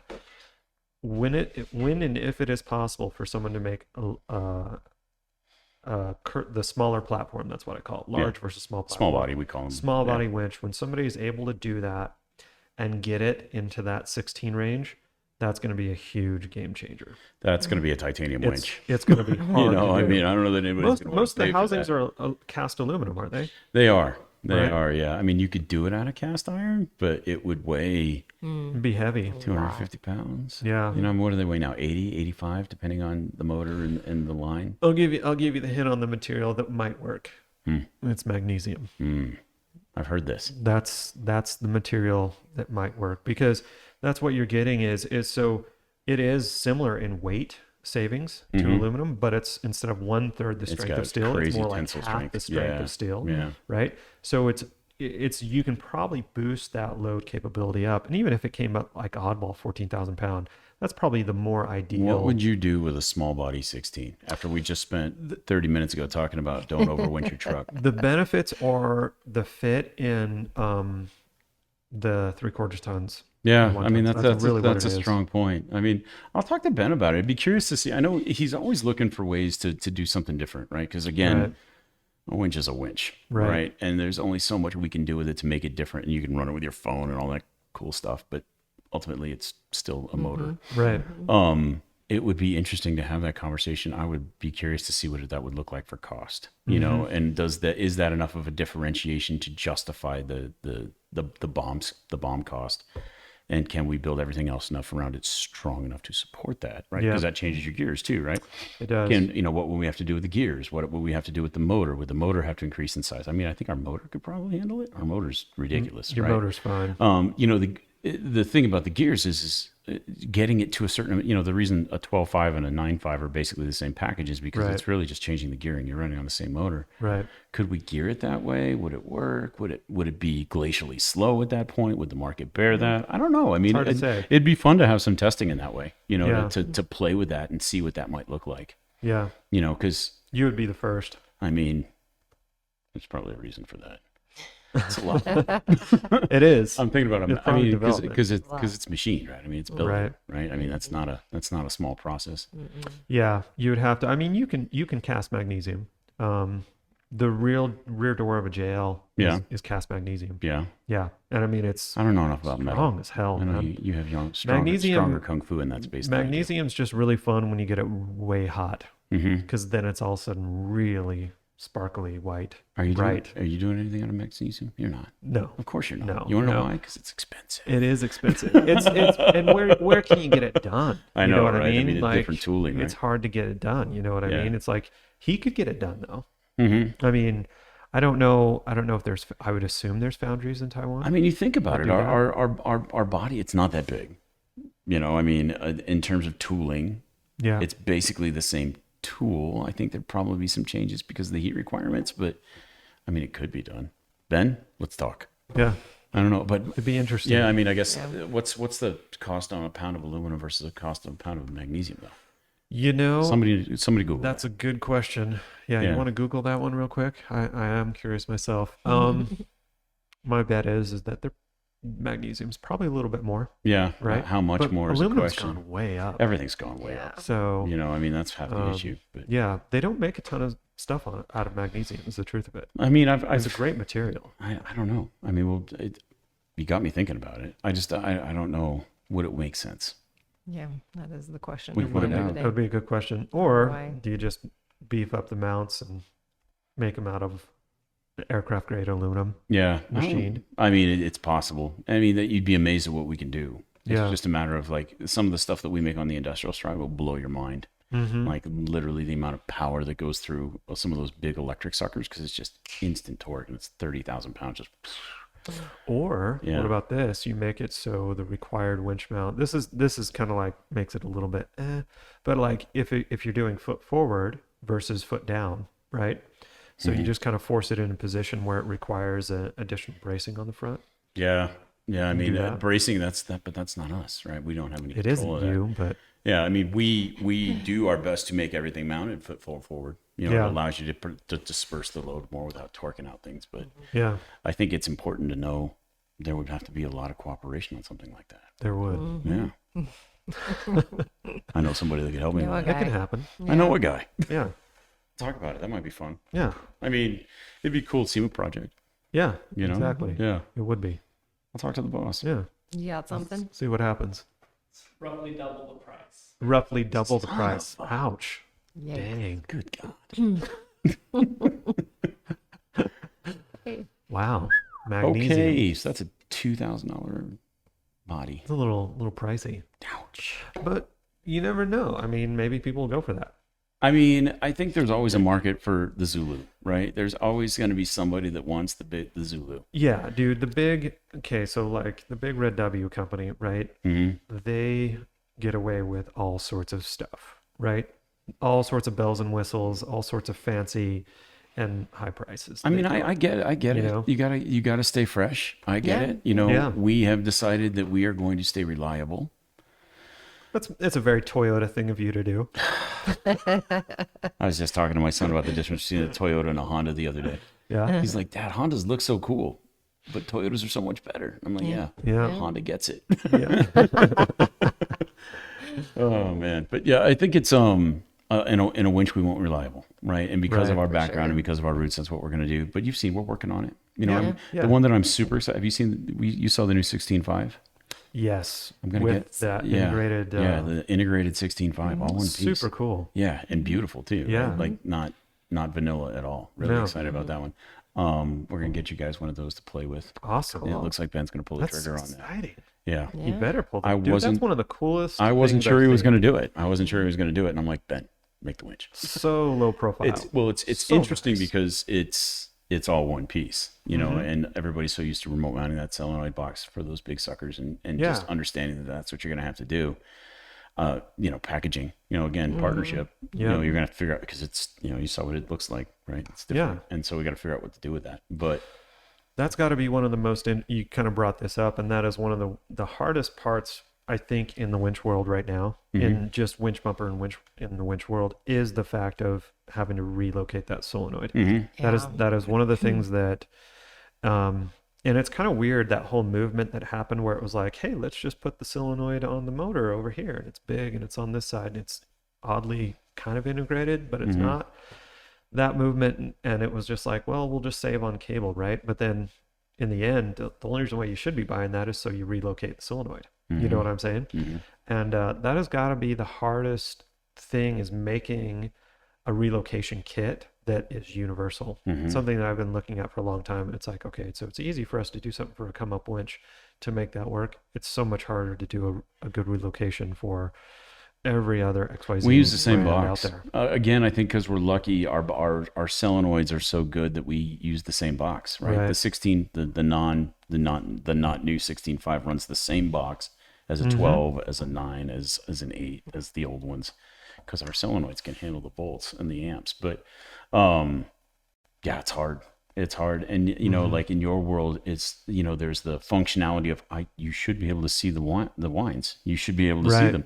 Yep. Most of your customers don't want to see it. You know, and it's like, okay, well, what do we do with that?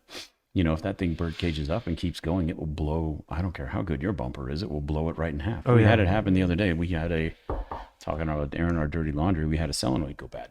First one in I don't know how long. Yeah. I don't know what happened. We're still waiting to get it back on warranty, but Yeah. the thing fired off, sitting still for no reason.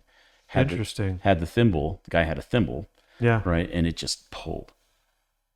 And right through the bumpers. Yep. Yeah, I don't know what happened. We're still trying to figure it out. It's the first one we've had go bad in forever. There was another brand that exact thing happened to, All the to time. one of our winches. Yeah. And it literally, or not winches, one of our bumpers, and it literally ripped through. It was a guy that worked for Black Rifle Coffee Company. And it literally ripped right through his fairlead. It peeled his fairlead open. It broke his fairlead in half. And the fairlead opening, it ripped right through it, and it just sat there. Just and- kept going. Yeah. kept I mean, going. fortunately, we got lucky in it, and the motor smoked. Oh, The motor yeah. smoked, and it stopped. But Yeah. we replaced, in strong take care of the customer fashion, we replaced the bumper for the guy. Oh, nice. Fortunately, there was no frame damage. We were worried good. about frame damage on that. Good. Yeah. What kind of rig was it? What was It it? was a Tacoma. Tacoma. Always Wow. Tacomas. Always Tacomas. Yeah. I'm not 100% convinced it was an install error. Yeah. I You still never think can. be. I mean, I would never put the guy's business out, but the distributor who's listing, we both talked about it, and we're like, I've never seen one do that. Yeah. So It's a little weird. Yeah, it might have been an operator error, but whatever, it happened, and we took care of the guy. But again, getting back to the point of like understanding, even as you're running the winch, if the cable stacks up on itself, Yeah. that does the same thing, yep. right? Like it Boom. literally starts. It's got to go somewhere, Yep. and the motor doesn't know to stop because it's very strong.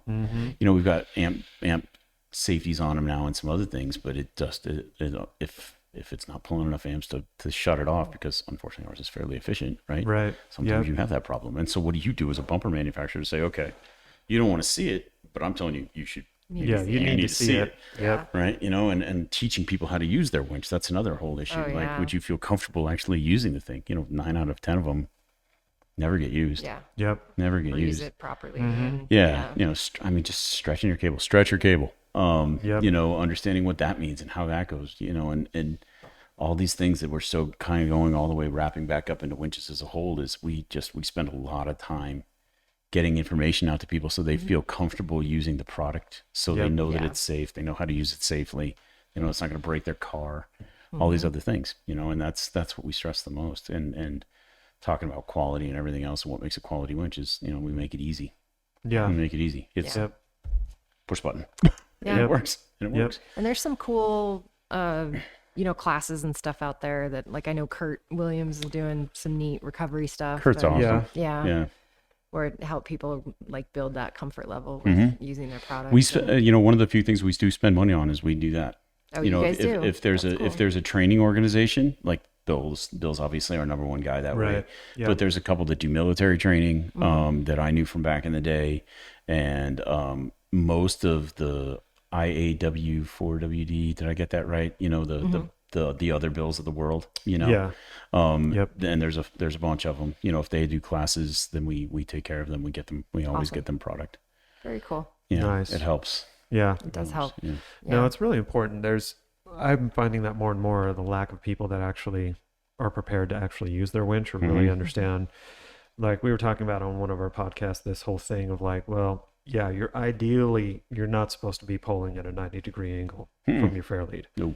You're supposed to be more like a 20 degree. Yeah, 20 you need degrees this way, 20 a degrees that way. little yaw on it. Yeah. Yeah, but when you're, and the reality of it is when you're in a rough situation, you're in a rough situation. If your only anchor point's over there, and that's the only option you've got, but you have a shovel, you can dig yourself a little bit. Okay, you got to do it carefully. You got to do it balanced. You're going to do that, but yeah, proper winching is within that. Yeah, it's interesting. In the military, they teach us proper rigging, right? And so it was Right. really just kind of normal for me, and I understood it. My dad was in the service, and I was a logger with my dad when I was a kid. So running cable and moving heavy things was easy for me. Right. But it's not intuitive. Yeah. Like you really kind of got to understand what's going on with that thing, and it will eat your fingers. Yep. Yeah. And I get that, and I get that fear, and everybody's seen a video, and we're all really good about putting the picture on there and says, look, it will eat your fingers. Yep. Yeah. And this isn't one of those, like, hey, the candy machine will fall over on you type things. No, this is like, it'll kill you. So, Yeah.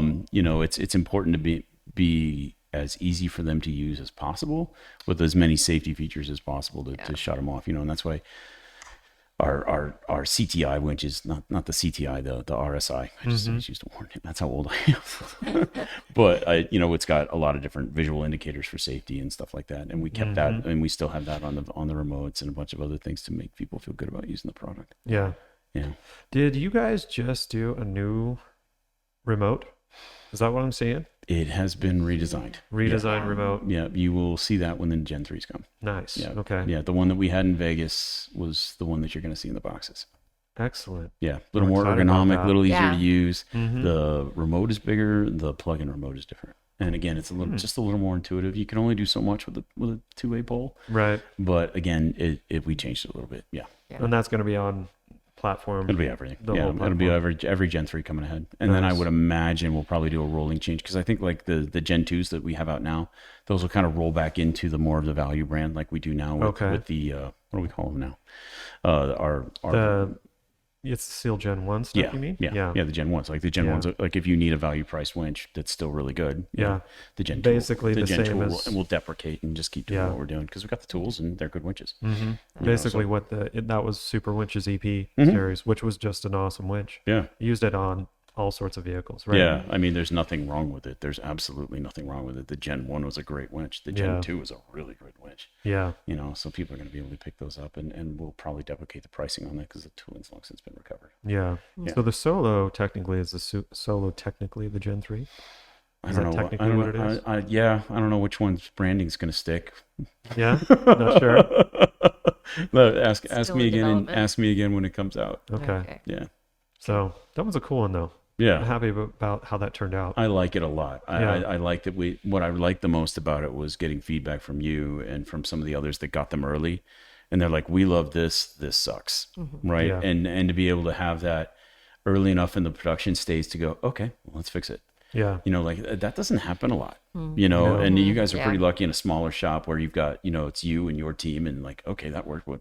Not really, but when we're way over here and Ben's build a product in a factory or way over in Taipei and, he thinks he hit it and right on the head. And we all looked at it and we're like, yeah, maybe not. Maybe a few little changes for the U.S. market. But what was cool about it was he totally took that in. He's like, all right, we can do that. Yeah. And I'm just excited that level of collaboration happened, not just with you guys, but with others. And then to have an owner that's so militant about quality that he's like, okay, Yeah. well, let's fix it. That is the biggest thing that I come across. That's why we had that podcast on it. And it's my biggest concern with when you have not to get back in the consolidation that's happening, but when you have companies that conglomerate all that are doing that is my biggest concern, is who's running that show and what are they trying to do? Because if they're like, yeah, let's just add to what you have and make it better, that's great. You know what I mean? Let's give you more capabilities, more equipment, more resources. That's great. It's when they go, okay, now that we got this brand, let's just make this as cheap as possible, kick out as many as we can, and just shove it out the it's a door. big problem everywhere too, because it's not just with the conglomerations, it's with the reset. Like, we're not getting any younger. We've been doing this a long time. You guys know how to build a product, build a business, make it profitable, develop relationships. Some of the other things that we're not supposed to say younger, right? That's inappropriate, but the less experienced the less experienced crowd may not have that level of experience. I mean, it's really just that simple. And in a buyout, you lose a lot of those people. Yeah. And so there's some continuity that is lost. You've lost senior leadership because either one, they sold out and they're gone; two, they were replaced by someone else inside the other organization, and three, they're just like, well, we're out. Maybe they had some equity and they're gone. And so what happens now? Who's going to drive the boat? And I think that might have been what happened up there.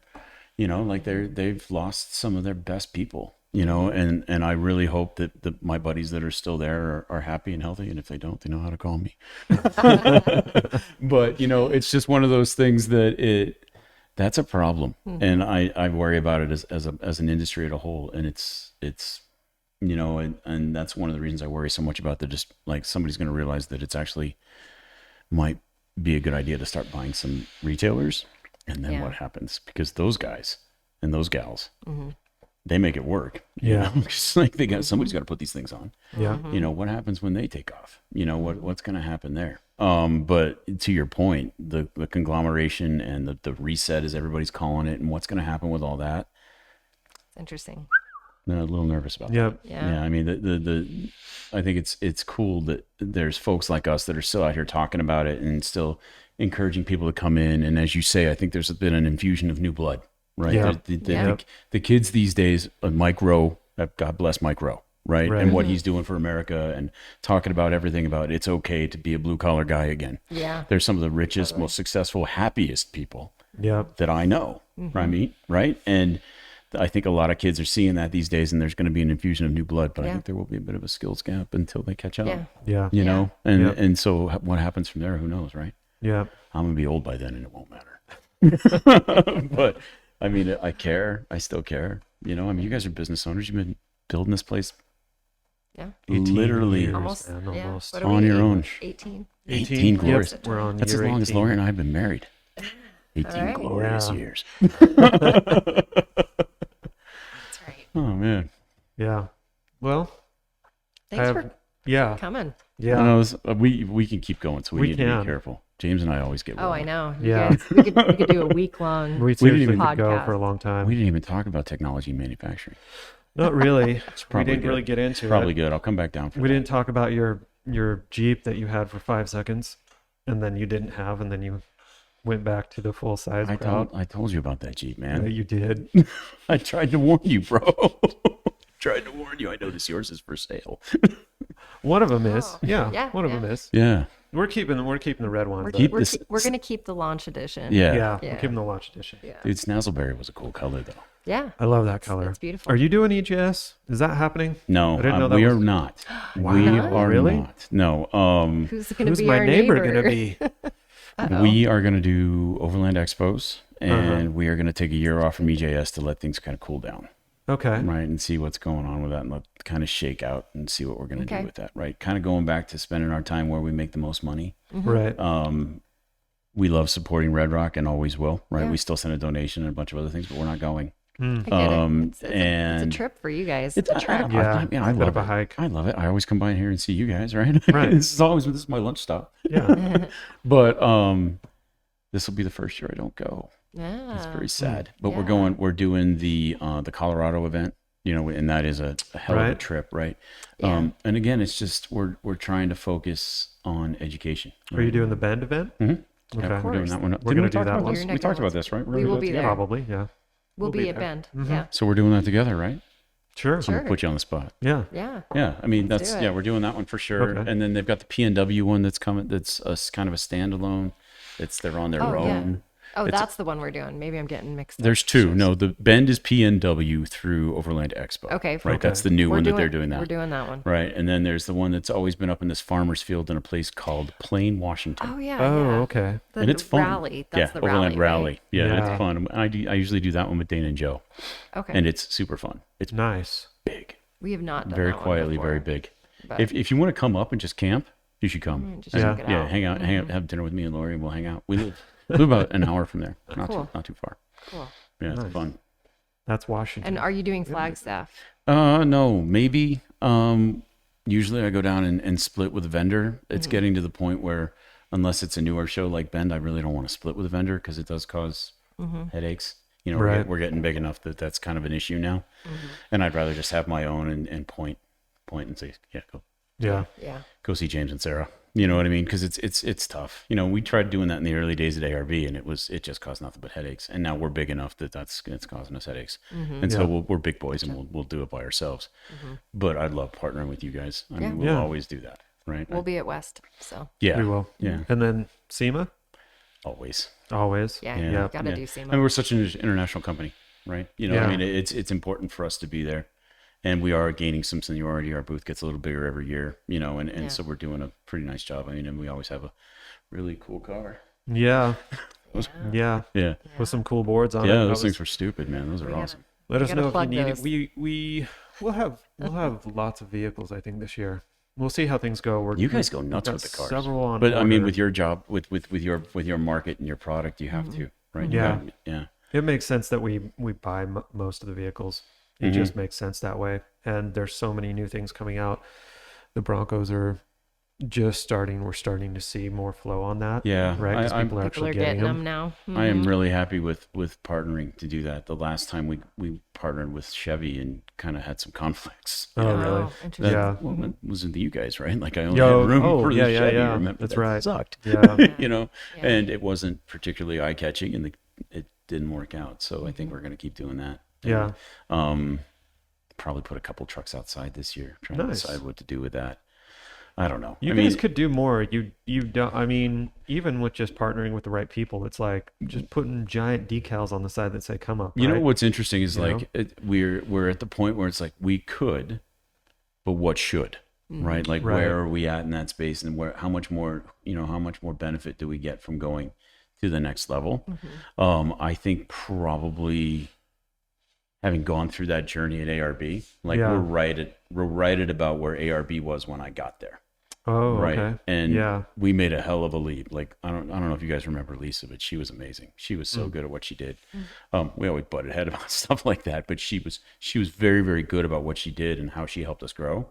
Yeah. And she was really smart about spending money where it made the most sense. And I've always kind of looked at my marketing hat in that way. I'm not a marketing director by trade. It just kind of fell to me because that's the nature of the business. But it's always an interesting study to say, like, how much do we invest to show what we need to show and have the right conversations and develop need Yeah. versus invest in distribution. Yeah. I'm an invest in distribution guy because I'm a sales guy by heart, Yeah. but at the same time, we gotta keep working on marketing to make it easier for you guys. And that's something that's important to me, and we got to figure that out and do better jobs. And which you always have ample opinions every time we have a chat. I do. I let them. I let them be honest. known. Yep. I'm pretty direct. but like it's that. always a good conversation, though. Like, Right. and I think that it's important to take that sort of stuff in. You know what I mean? And continue to develop the relationship to say, hey, we're listening. right. And not just develop in a vacuum. Yeah. Because that's no bueno. Yeah. Yeah. No. Exactly. This is good. This has been a good chat. Very Always. good. Yeah, so good Take to see take you a guys. guess. How long you think we've been chatting? 2 hours. Almost. Wow. 1 hour and 46. This is the We're do- probably like 140. This is the doctor's office. I don't have a win. I don't Or have- you Yeah. no clock in There is no clocks in Yeah. here. I didn't look at Time my just watch passes. once. nice job. There you go. I did a couple times. So I was like, what time is it? Just wanted to make sure that we weren't getting too far. I think it's a military thing. Like I literally have in the back of my head what 4 hours feels like, because that's how long a standard watch is. Okay. I'm like, oh, it's about It's half built watch. into you. There you go. Yes, internal clock. Anyway, Oh, well, sweet, man. Thanks for coming on. Thank yeah, you. so good to see you. Yeah, Can we thanks have for you on coming by. again? I mean, Yeah, are you man. going to roll through here in your brand new big Dodge truck? it's not new anymore. It's a year old already. Oh, well, I still would say that's new. Newish. Yeah, Right? Yeah. It's a 2020, right? It's a 21. It's a Is it? 21. I got Yeah. lucky and I got one. Mostly of- new. Yeah, I you are got that lucky. thing. I sold the Gladiator right at the right time. Like Yeah. I didn't lose my ass on that at all. Yeah. Did quite well on that one, Mm-hmm. and picked up my Ram right before everybody realized that there weren't any Rams. And so I got pretty Yeah. lucky. Plus I got one that Nice. wasn't like desirable. I got a short box, 1 ton. Everybody wants a long bed, 1 ton. Yeah. Because I knew I was going to put that flatbed on it, Right. Mm-hmm. and it had chrome. And nobody Oh. wants chrome. And I'm like, I'm taking all that Great. shit off anyway, so who Yeah. cares? Yeah. You know, and so I did. About the one thing I had to invest in was I had to buy new plastics for the front and get it sprayed, because the chrome grill is horrible. Oh, yeah. Couldn't do it. It's a terrible thing. It was, Yeah. and you know it's what's so funny? your grandpa's truck. Oh yeah, man. But You you know know? what's funny is like investing in the plastics and the spray Yeah. was still cheaper than the blackout package. Really? Little DIY. Yeah. Yeah. Instead of a DIY, that's not a DIY don't, that's a DIY. Do it yourself. Yeah. And even if you go have it professionally sprayed, which I did, it was still cheaper than the blackout package. Yeah. Yeah. Yeah. That makes sense. It's so funny to me because They're pretty I, proud of that one. I look at the blackout package and I'm like, I swear what you're really looking at here is this is the cheaper one. This is the cheaper way to manufacture these. This is what, but it's because this is what more people want, that they're going to make this the harder one to come by. Oh yeah, man. And they're like, yeah, we'll just give him chrome because, you know, grandpas like chrome. Okay. But the rest of us, we're a different generation. We're a different breed. Marketing This is professionals. what we wear. Yes, exactly. Marketing professionals are scary good at what they do. Yeah. You know, I mean, Yep. and like the blackout package or the tremor or whatever. I mean, Yeah. like, come on, man. I mean, it's a cool truck. And Yeah. yeah, I mean, 10 years ago, that was awesome. I could build that for about half that, Yeah. that you paid for it, you know, but again, will your customer pay for that? It Yeah. brings it back to that interesting thing of less people wanting to actually do their build. Mhm. You know, Look less at the, people I wanna mean, Broncos put all some over foot that, into it. right? I mean, they got a Bronco coming out with 35s now. Yeah. Yeah, we got one Ours sitting have in the lobby, 35s. man. I saw That thing's that. sitting with 35s. Yeah. So, and it's easy to put 37s on. Mm-hmm. I think 38s will fit. I haven't tried it yet, but I'm gonna give it a shot. Sure. Game he will. changers, Try by it. the way. Careful. Make sure you get gears. Trust me, from a guy who's got the new 12-inch in the back of his Ram and can't get gears. Really? Not No expert level. gears. Not expert level. Nobody's got any, huh? Well, I mean, we can get 410s. Mine had 373s because it didn't have the tow package. but you're running um, 40s, aren't you? Yes, I am. Yeah. 4Ds. Yes, very expensive. So here's the thing, guys from AAV, and I'm with them on this so we did a Ram, we did 4.56s. Mhm. I would actually do 410s. 440s. That's what I'm gonna do. Really? Yeah. Okay. Yeah, 410s, in my opinion, and I'm a gear guy myself, right, by trade. That's how I Yeah. started in the business. 410s is not quite enough. And, Really? you know, it's just, the Have you done transmit- it before with 40s? Not with 40s. Not with Okay. 40s, but I had 37s. And it just wasn't quite enough? I had 456s on that thing, and it wrapped out. It was because I should have gone with like a 440 on that one. It would Yeah. have been just absolutely perfect. On If the you do money. the math, you know, being in, you know, where I'm capable of doing that math, it's 440. Does that gear exist? Not right now. That sounds so oddball. No, and so I mean, I've gone so far as to like, okay, I'm going to give it another couple of months, Yeah. and then maybe call Jim McGee or somebody like that and get an axle made. Okay. Like a Dana axle, like an 80 that I can get Yeah. 440s, you know? But good God. Yeah, it's rough. My poor tranny's like, make it stop. Please. I mean, and it's the new ASIN. It can handle it, Yeah. but it doesn't like it. And it gets garbage gas mileage. Does it And really? And I mean, it's 16 with 40s, which is not bad. It's not bad. Which is not bad, but it could Yeah. be getting close to 20. No And kidding. it's $6 a gallon. I mean, I'm Yeah. getting pretty close to calling Jim McGee, you know, or Ray Curry or whoever, right? I need something that will fit in the back of that thing. The problem is like right now I kind of committed to a set of airbags for that thing with the Yeah. and it's got, you know, the 4 1/4 tubes. And so it's Yeah. okay. So, you know, at what point do I spend more money for more airbags? Because I got to, you know, is that backwards compatible? You know, kind Right. of going to the DIY piece. Like, okay, if I break apart everything that I've got on the truck, what's going to go with it, what has to leave, what has to stay, the brakes, Yeah. everything else. What comes in the rear of those? I thought it was an 80. No, man, it's an AAM, right? Oh, okay. Most of them still have the 11.8 or whatever that they call it, the 12 bolt. There is a new, they call it a 12 inch. It's a 14 bolt 12 inch. Oh, okay. And I believe the ring gears are interchangeable. I had a buddy of mine who's really smart, nails up a bull built. He and I used to work together at ARB. He's been in the books and looking at bearings and conversion bearings. It's the pinion that's different. Oh, okay. And so, what are we going to do? And I'm not full cool gear guy anymore, so I might be lying to you here. But from what Nils tells me, the like I could put an old 11.8 ring gear in there and it'd be fine. So like I could put, a 14 bolt locker in there and make it work with probably a different journal. Yeah. But the pinion's screwed up. Oh, yeah. Bummer. See, now we're geeking out. See, this is what happens. We're almost Super done. geek. Yeah. We were at the end. And We all of a do sudden, this. new subject. I know. Yeah, but that's the problem right now, and so I'm trying to figure out what to do with the gears. Well, I don't know. I thought 456 was with the 40s. I thought it was just a little too much. Yeah, But then Matt Fetterman, he recommended for AEV. I don't know how much they've been saying recommending 410s because you can't get anything else but 410s for the things because the math says 440s.